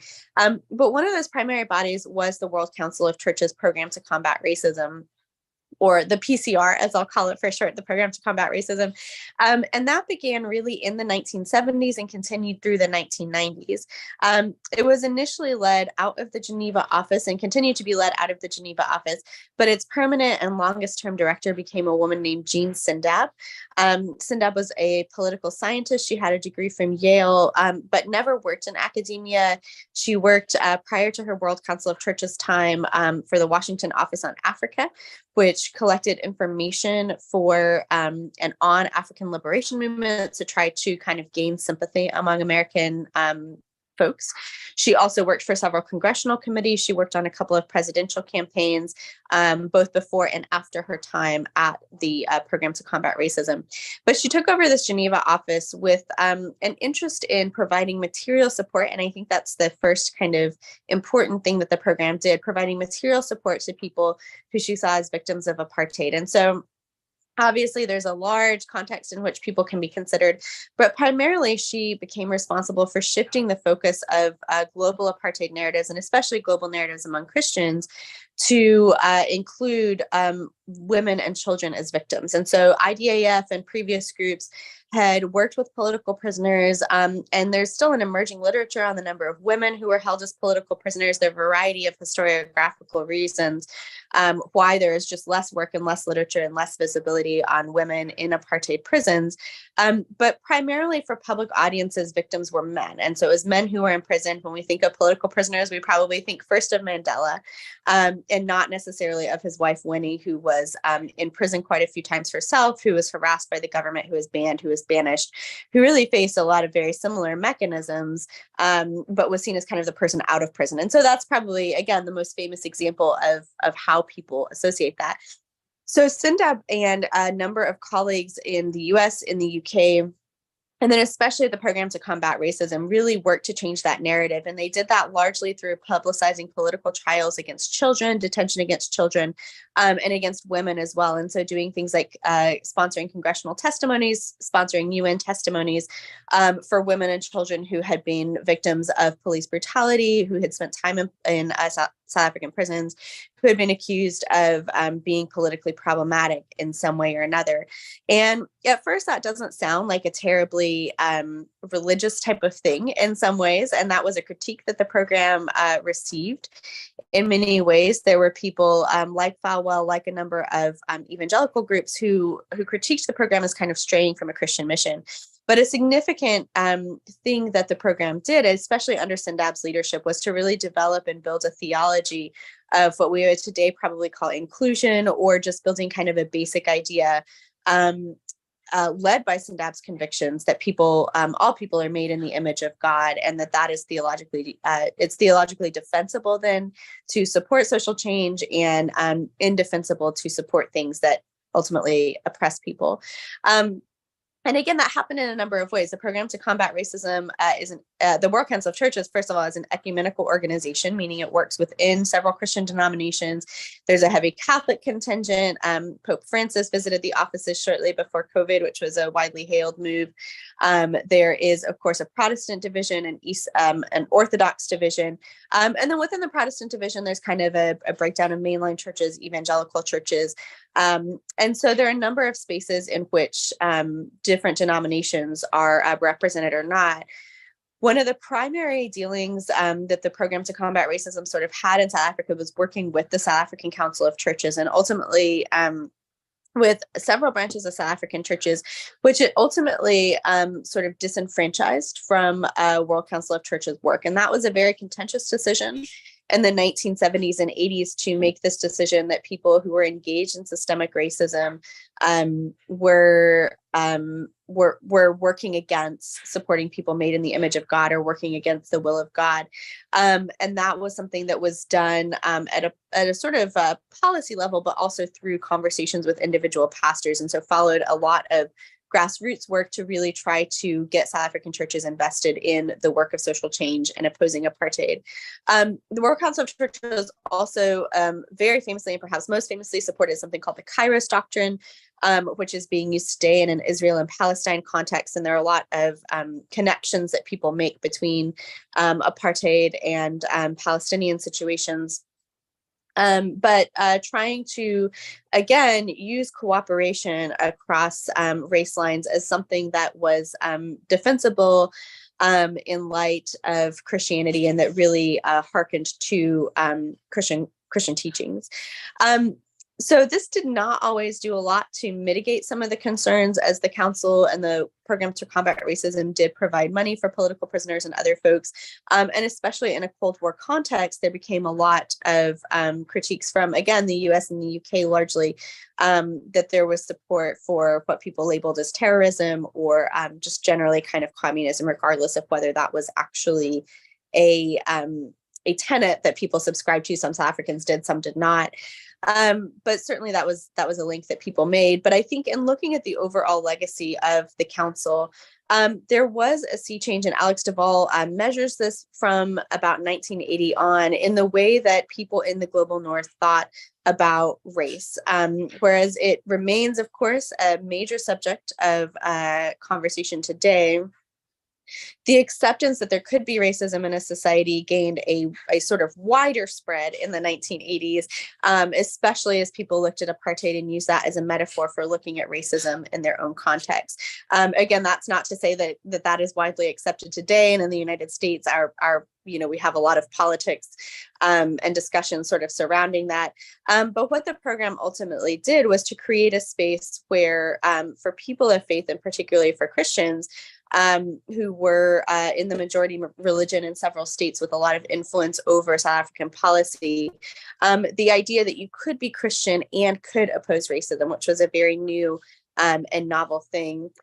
And Sindab did that largely kind of from her vantage point as an African-American woman and as a committed Christian herself. An interesting thing about the WCC is that a number of folks in the offices did not necessarily have to subscribe to Christian doctrines or sort of use that as powerfully in messaging, but Sindab really focused on the message that all oppression stemmed from effectively kind of a distance from God, and was able to convince people of that partly because of her personal sort of personality, a combination of like soft-spokenness but forthrightness, as well as by being able to build over about a decade and a half a theological case against apartheid that I think translated, as Duvall has argued, into a theological case against racism generally. And that's manifested today again, in the global north, in movements where evangelicals have really taken on, in some ways, anti-racism as a way of looking at life.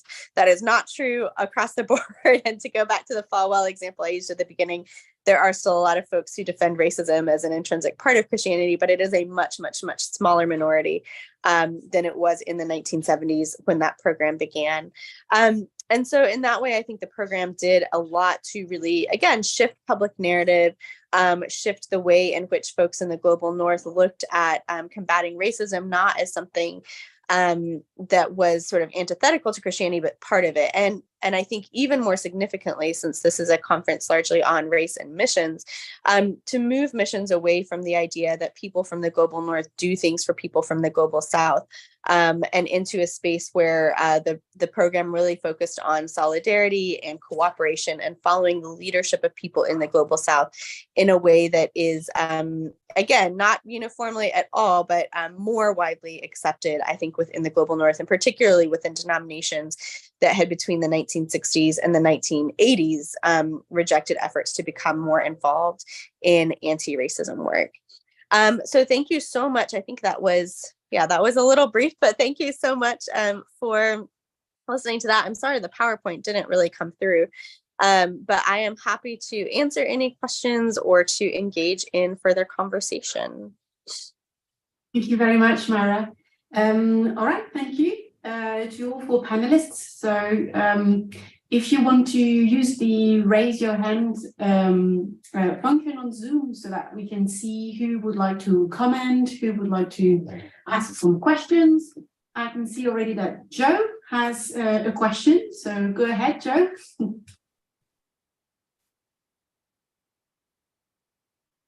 Joe, your microphone is off. I beg your pardon. I'm so sorry. I'm like born in the wrong century here. I usually spend all my time in the 17th and 18th century, so it's really nice to be here in the 21st. So yeah, very interesting panels and papers. And I just wanted to speak to David Anthony particularly because I work on Tio Soga, the South African cloister missionary who was born in South Africa and educated in Scotland. And I have written on him and I'm still writing on him. And it seems my life and his legacies are somehow inextricably intertwined. And one thing that he did, which I've never really been able to crack open, is present a lecture for the YMCA in 1865 in July in Cape Town. And the questions you asked around the complicities of Andrew Murray, and who is funny because he's the first ordained South African in the sort of legacy of, you know, if you go to number one, Andrew Murray counts as the first South African born ordained missionary, so, sort of pipping Soga to the post by about 2 years. But anyway, so trying to understand how it came to be that the YMCA invited him in the first place. But I know everybody knows he was in Cape Town, Soga was in Cape Town because he was recovering from a chest infection. He was being treated by doctors in Cork Bay, and there was Reverend Morgan who put him up and who, you know, he was not supposed to speak because it was a laryngitic illness. And then he nonetheless was told by his doctor that if he didn't use his voice enough, it might disappear completely. And so somehow in the middle, Soga gives this lecture, which is about race.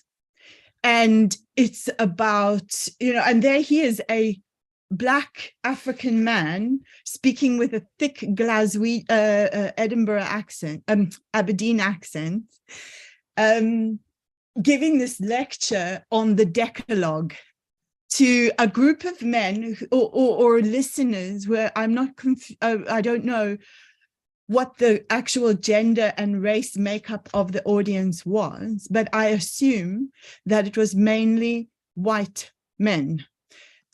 there would have been white women, and there may have been other Black people present of either gender, but I have no documentary evidence to support that.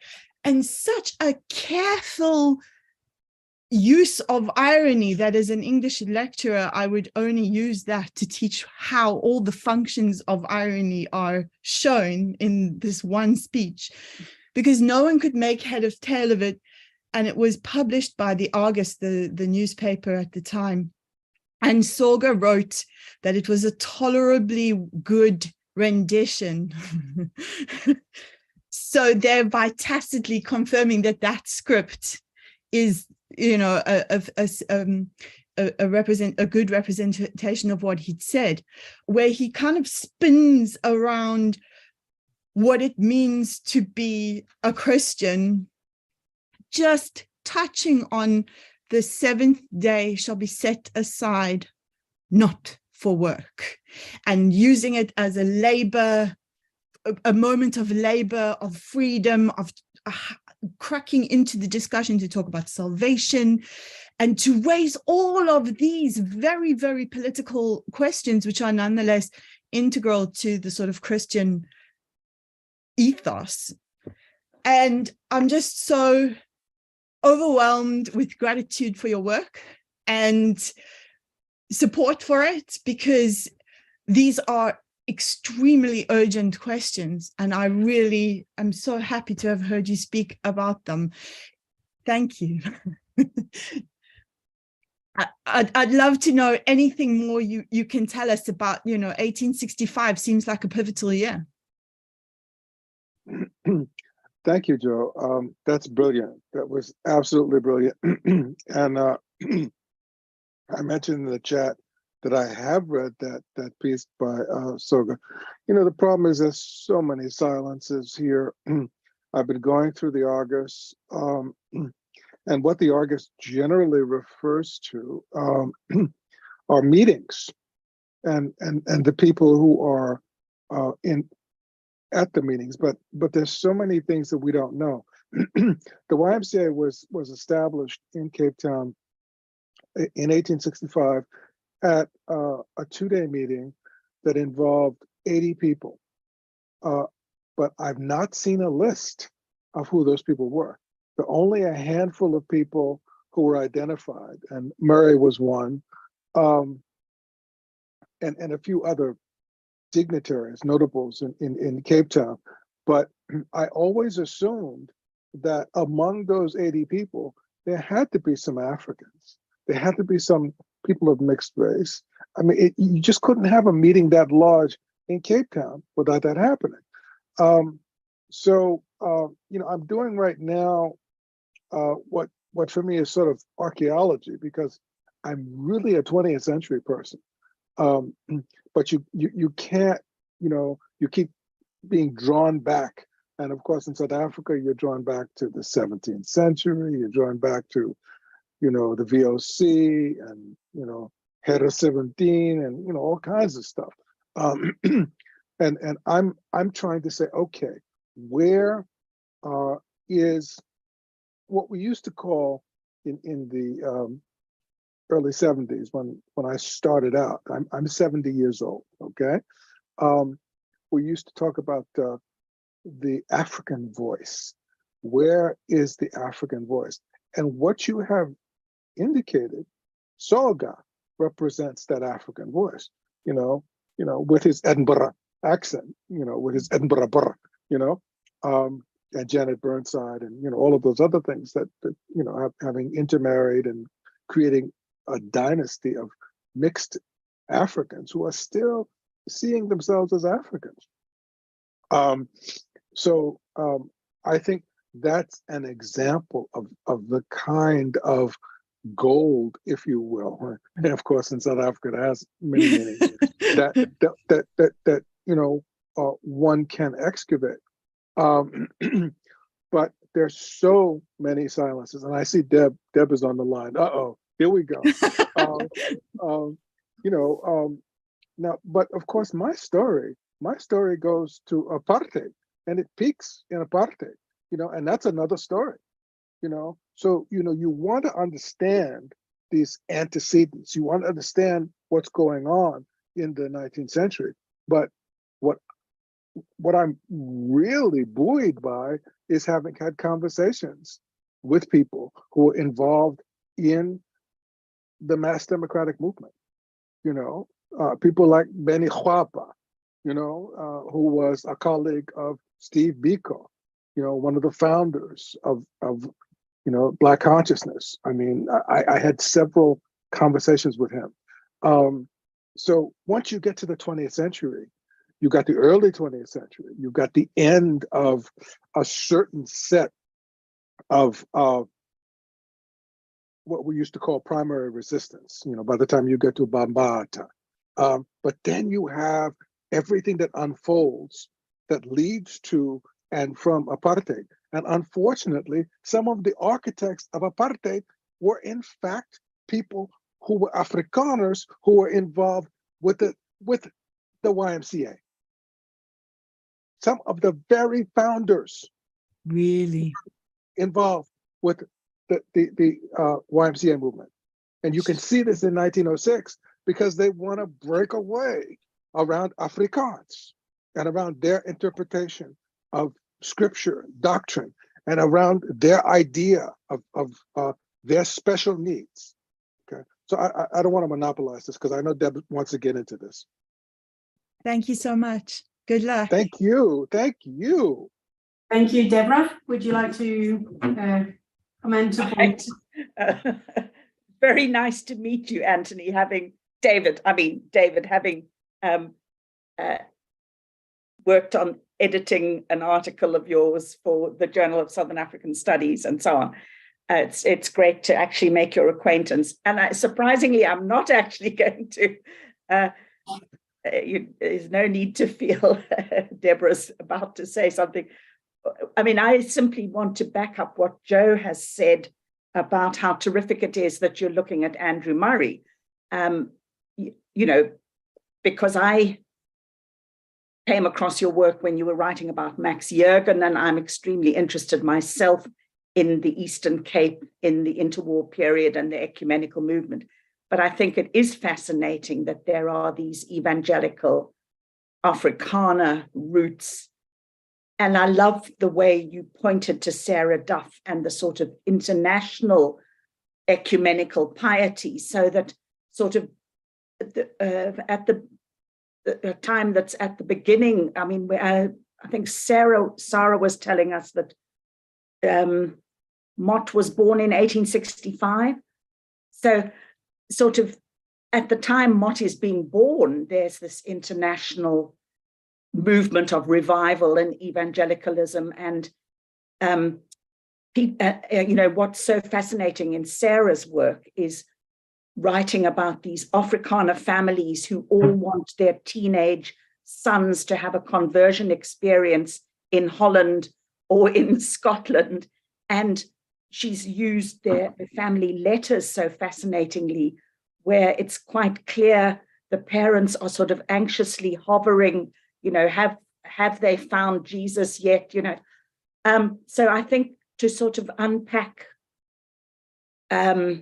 Murray and the YM and the sort of piety of Cape Town, it's an absolute hotbed of the London Missionary Society has its headquarters there, etc., etc. Anyhow, we mustn't hijack this with the South African issues, but I just wanted to, in fact, respond to Myra because this was so unknown to me. When I think of the program to combat racism, I think of Philip Potter and his from the Caribbean and his friend in Britain, who is also now deceased, Pauline Webb, an activist Methodist in Britain. And I hadn't even heard of this African-American woman whose name I don't know how to spell. Myra, can you tell us how I spell her name, please? Yes, that was going to be one of my questions as well. So she's Jean Hudson, DAB. Could you repeat that, Myra? Sorry, I couldn't hear. Sindab. Sorry? Sindab, Sindab. Okay, I wrote that down, but I thought it can't be that, but it is. Okay. So it's like an anagram of Sinbad. So it's Sindab. Okay.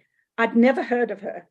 And for me, I thought Myra's going to talk about the program to combat racism and how it set South African Christians aflutter because they saw it as a hostile act against even the progressive Christians, because now the WCC was going to support terrorists to fight all whites in South Africa.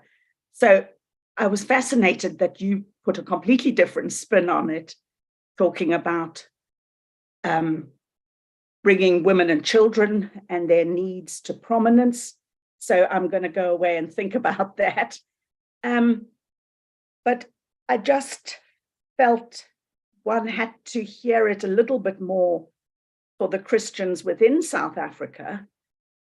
You know, so I would say, wouldn't I, that there are interwar missionary leaders who are anti-racist insofar as they can be in the interwar period. There are Black Christians in South Africa who are in the struggle in the interwar period. You know, there are Black Christian, well, I mean, people like DDT Jabavu are sort of prominent Christians as well as prominent politicos. The first, you know, and you know, the people who found the ANC are all deeply out of the Christian educational institutions, partly because those are the only educational institutions they can be out of. But also, I think, you know, Plaatje and Dubé and so on are all deeply religious and taking on a nationalist cause. And, you know, the people, the indigenous African clergy, who are numerous by the 1960s, as you know, they are producing the Kairos document and so on. But yeah, so I'm just wanting to say it's not a one-sided story. I can see what you're saying, that Jean Sindab raises the profile and sort of makes anti-racism much more acceptable within a Christian framework in America, maybe. But there's anti-racism in South Africa, deep within the Black and white Christian movements. So, you know, I'm very supportive of Rick Elphick's book, arguing that there is a tradition of the equality of believers, even though it's tussled over. And, you know, part of what he does that's so valuable is try and show how the equality of believers is something that Afrikaner believers are wrestling with from the 19th century as well.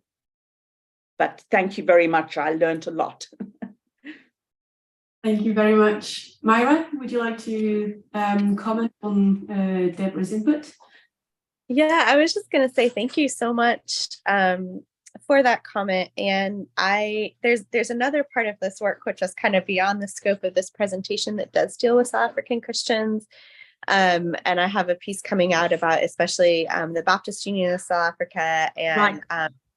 And I was going to talk about the evangelicals in the 80s. Yeah. Yes, yeah. So this really dealt with the international framework, and one of the reasons I think that's so significant is, of course, politically, which is where most of my work has been on law and politics. You know, it was the U.S. and the UK that upheld, you know, embargoes and things like that in the UN, and did so in many cases from this kind of idealized Christian framework. So I think it's very significant, and that's part of the larger work for sure. So we'll have a lot to talk about within that. But yeah, just for the scope of this presentation, it was really more focused on of sort of thinking about the relationship that Sindab built in the Americas, because that was significant, I think, for things like working within the UN, working, with resources. But yes, definitely, you're right. I mean, the long history. And I mean, I think especially in a Cold War context, thinking about people like Lutuli and Tambo,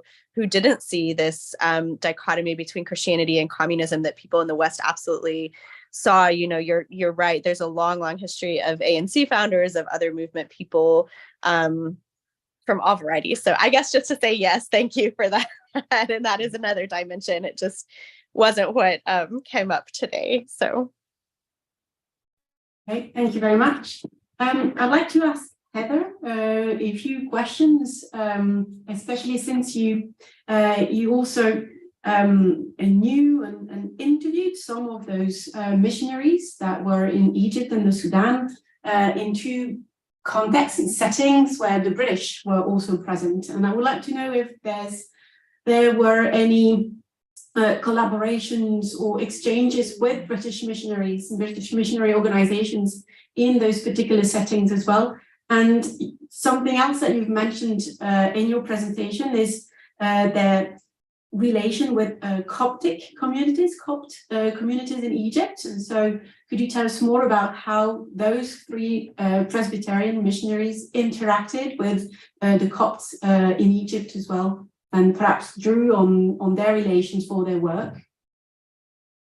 Sure. What I would just say is that a country like Egypt, and also in Sudan, but especially Egypt and Cairo in particular, were laboratories for the development of ecumenical activities. And people like John Mott and Samuel Zwemer and W.H.T. Gairdner on the British side and other major figures were involved. In fact, the missionaries, one of them, Charles Watson, who was I cited in the slide on Sudan, was one of the spearheaders, along with W.H.T. Gairdner, of the Edinburgh 1910 conference. They helped organize it. The American Presbyterians included a number of Scottish members. They had close connections, especially to Scotland. And on the ground, they were very active in collaborating with, again, the other Protestant missions. Their relations with the Coptic Orthodox Church remained very strained because although they went with the idea of evangelizing universally, which was a dream of the movement, in practice, they gained the vast majority of their members from the Coptic Orthodox Church. And therefore, from the 1860s, there was a quite hostile relationship on the part of Coptic Orthodox leaders relative to the American Presbyterians and other Protestants, because there was a sense of threat. And one thing that happened is that the Coptic Orthodox leadership tried to reform in ways that resembled Protestant as well as Catholic practices, the Catholics in the provision of social charities, and therefore it embraced change within it. One of the things that happened at decolonization was that the Egyptian government favored the Coptic Orthodox Church as the national church of Egypt. And that also helps to explain why Protestants and Catholics became so much more closely allied from the 1950s onwards. It was because they were also finding themselves in a somewhat embattled position for resources, leadership, and influence and recognition relative to the Coptic Orthodox Church.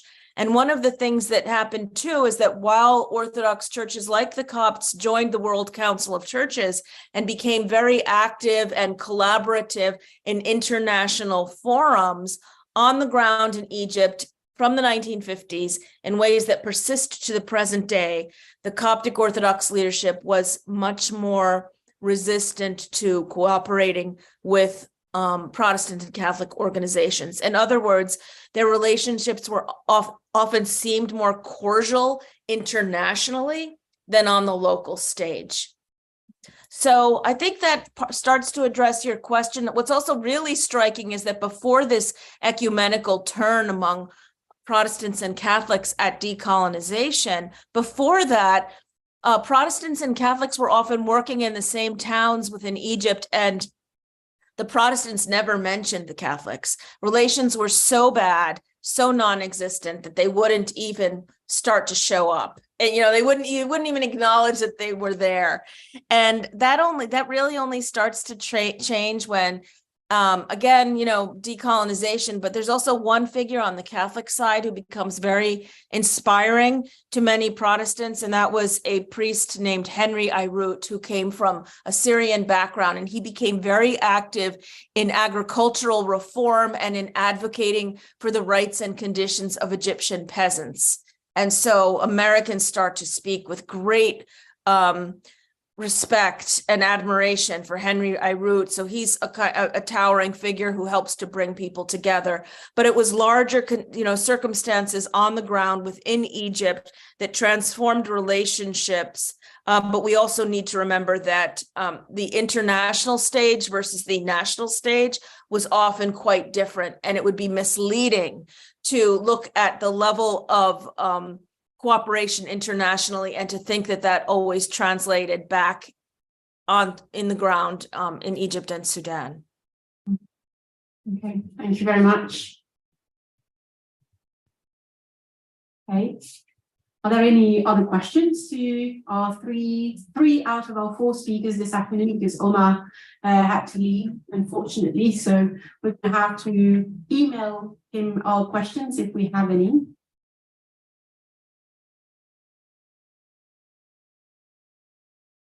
I was wondering about the way also, Heather, the way you made this, and also, well, they apparently made it themselves, this sort of articulation between the way they participated in civil rights activism in the US and the way it bounced back, as you said, to quote your words, with their missionary experience. Is this something that they verbalized themselves that clearly, sorry, or is it something that historians like yourself sort of unveiled while looking at their writings and their work? And then Norig has a question. I think they were somewhat aware of it, but not fully. And that's common when we're all participants in history. We don't realize we're being participants in history. So they realized to some extent, and they could sense this change, even within the Presbyterian Church in the United States and abroad. They changed the word from missionaries to fraternal workers, although that term has problems because it's very gendered. It suggests brothers and not men and women, right? That's a problem. But they were trying to move away from that. They were aware of these issues. They were aware of the linkages. It was starting to cause tensions within the United States, but I don't think they were fully aware. And it was through my conversations with them and reading with them that I began to wonder more about these linkages and to try to begin to write about it. So I think there's a lot more to do. And I think we could do the same with regard, for example, to the history of French Catholic missions and the complicated relationship that some scholars on the Middle Eastern side have written about. But I think there's more to do between, what happened in Lebanon or Algeria and what was going on in France. So I think this is something that all of us need to be thinking about more clearly, and we could profitably do so. Thank you. Okay, Norik, go ahead. Yeah, it's also too short, not question, but maybe asking for more precision to Heather. One of the first aspects I find very interesting is the articulation in between the development of ecumenism and the way of rethinking the otherness. Would you have more elements to provide on this issue in the case of Egypt? And the other question is about the gender dimension of all this. Because you showed the importance of the involvement in civil rights, but also the importance of the involvements within defending women's rights and gendered issue. So is there a specific narrative in this perspective for women missionaries in terms of defining this otherness or not? I mean, how does it also influence the narratives on what is our topic today? It's interesting. I don't think there's been that much conscious connection between reflecting on civil rights and women's rights. This is one of these gaps, unspoken. And the fact that there was the persistence of this male-dominated language, the fraternal workers instead of the missionaries, which they thought was going to be a great advance, shows that limitation. And there's also the taboo. Notice what happened with women's rights in the Presbyterian Church. Women started to make their way into the clergy, and what happened? Some Presbyterian churches seceded. We see that to this day. If you go to Philadelphia and you go to the oldest historic churches in the center of the city, there's one that accepts women as priests, as ministers of the church, and another that does not, and that's accepted. In some of the racial thinking that changed, there was, at least among the Presbyterians, there wasn't the formal persistence of racism formally, even of course if it persisted informally, but on women's rights and women's inclusion, there is still that problem. So I do not think that there has been a reckoning. And I think there's also a tendency to avoid dangerous discussions that could lead to more schisms. We saw that with debates over immigration in the Presbyterian Church and the rights of workers from Mexico and Guatemala a decade ago. We see that going on with Israeli-Palestinian issues. It's such a hot potato that they actually literally shut down some of the news sources within the church, or made it harder to find the news, because they realized that once people started to read the news about the church, they were becoming more upset. So no, I don't think there's a serious reckoning with that issue. And as for the ecumenism, that's a tricky question. I'm not ecumenism and otherness. I'm not exactly sure how to answer it. It's interesting that Catholic churches still do not, participate in the World Council of Churches. And yet, again, on the ground in Egypt, the connections between, and actually in Palestine and Israel too, I would say, the connections between Protestant and Catholic churches are much closer than one would think. The Protestants and Catholics, by looking at what formal organizations exist. Thank you, Heather. Deborah, do you have a question, a comment?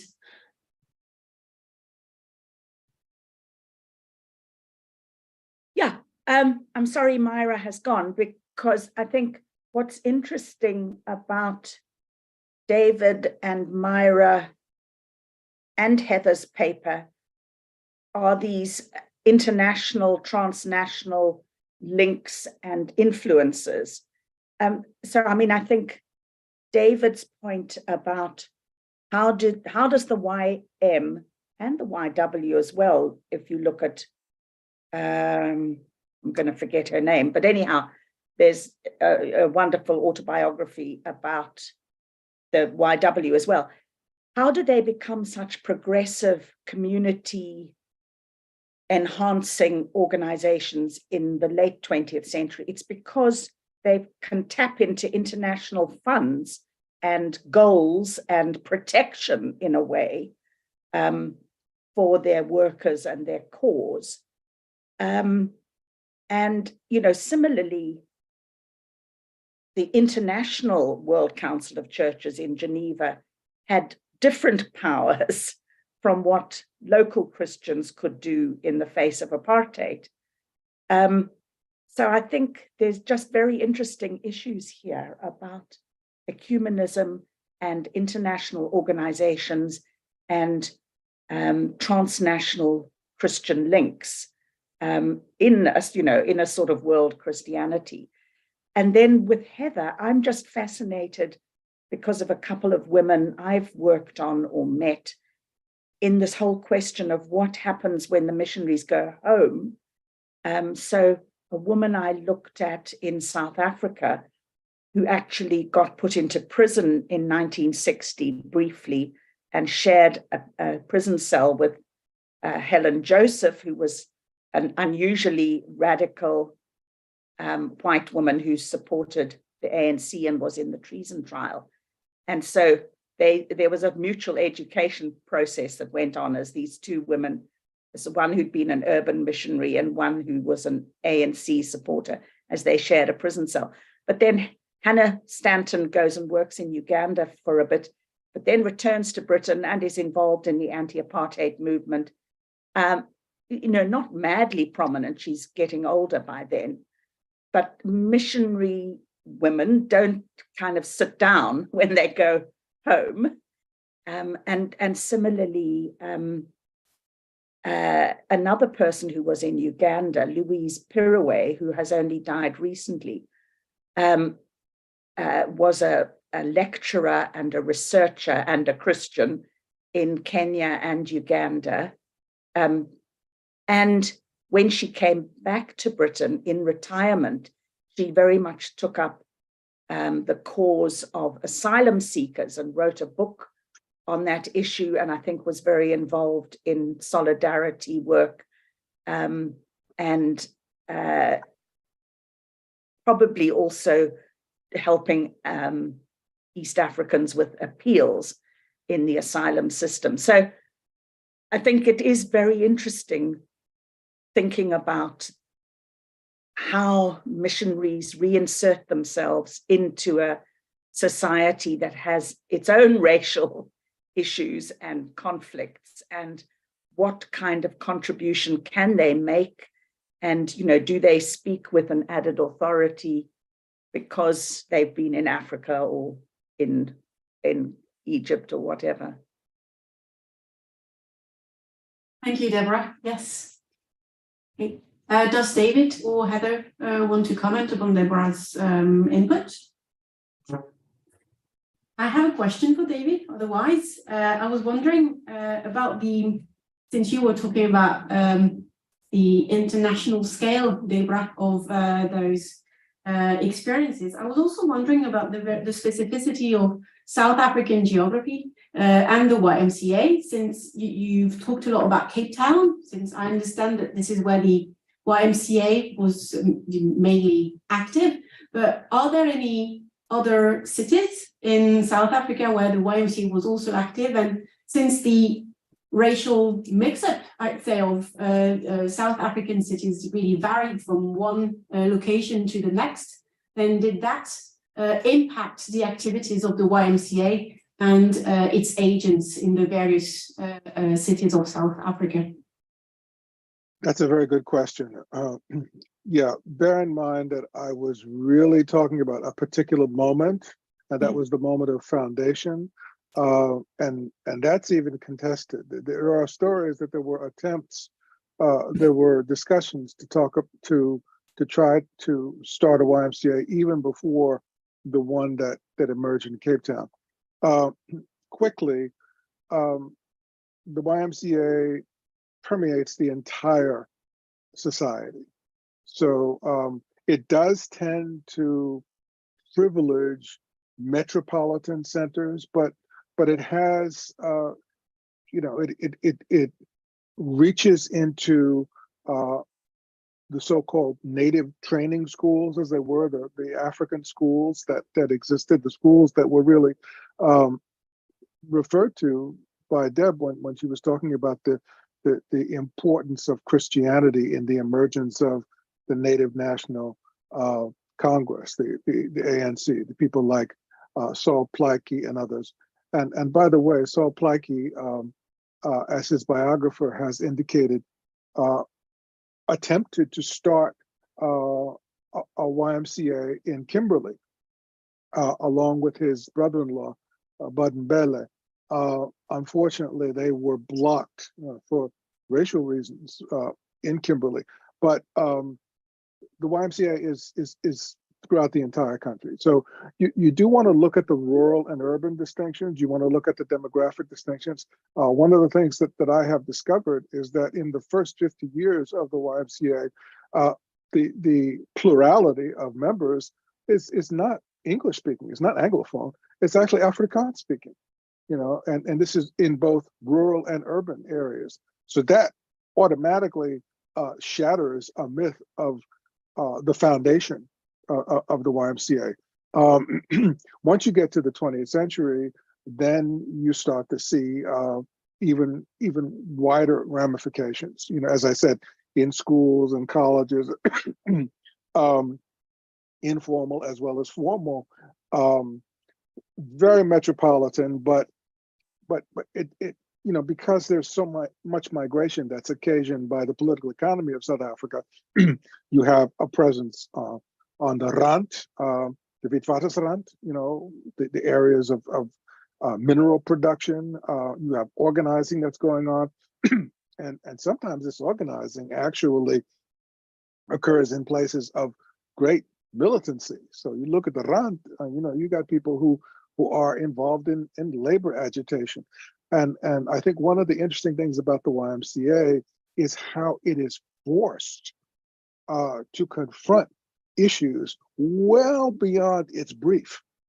So it was initially talked about within the context of recreation and Bible study, but it has to come to terms with the circumstances, the material circumstances facing people in each of these localities. So you find themselves involved in night schools. There's a very nice dissertation about the provision of night schools in the Durban area by a person who was the head of the Durban YMCA at a particular point in time. So I don't mean to ramble, but it's not just about Cape Town. It's not just about one locality. It becomes a national entity. And this is very, very important by the time you get to the anti-apartheid struggle, because in the midst of bannings and infiltration by police, which of course reaches to any organization that is in touch with the people. So the YMCA, going back to Jurgen's time, Jurgen was regularly followed by security services. And this was two reasons. One, because he was an African American. This is something that goes back to the time of the phenomenal appearance of the AME Bishop Henry McNeil Turner toward the end of the 19th century, which scared the South Africans to death because he was a person who was light complected, knew none of the indigenous languages, had to work through interpreters, and yet was able to capture people to the point where thousands of people would actually convert. Now, this is, this symbolic power from that point on made South African authorities extremely chary about even admitting African Americans. So there's another dimension here which has to do with communication from outside. It has to do with this transnational, this transatlantic dimension, and also the symbolism that operates, which is in which people are acting upon South Africa and being acted upon themselves, which you see in Jurgen's case. Jurgen was able to move, and many people are moving. This is about migration of people, migration of ideas, literacy. You look at institutions that were not necessarily initially associated with the YMCA, but still have YMCA links, like the Bantu Men's Social Center in Johannesburg. Ray Phillips is involved in that, and he is a person who is involved in the American board, but he becomes involved in the YMCA sort of by default. And then he's going to become involved in the Hofmeyr School, which itself emerges out of an idea that Jurgen had enunciated before. So you've got lots of different things going on. And then, as I said, by the time you get to the full-blown anti-apartheid movement, a lot of people use YMCA facilities when others are denied to them. And they do it on what we say in the United States on the QT. They do it quietly.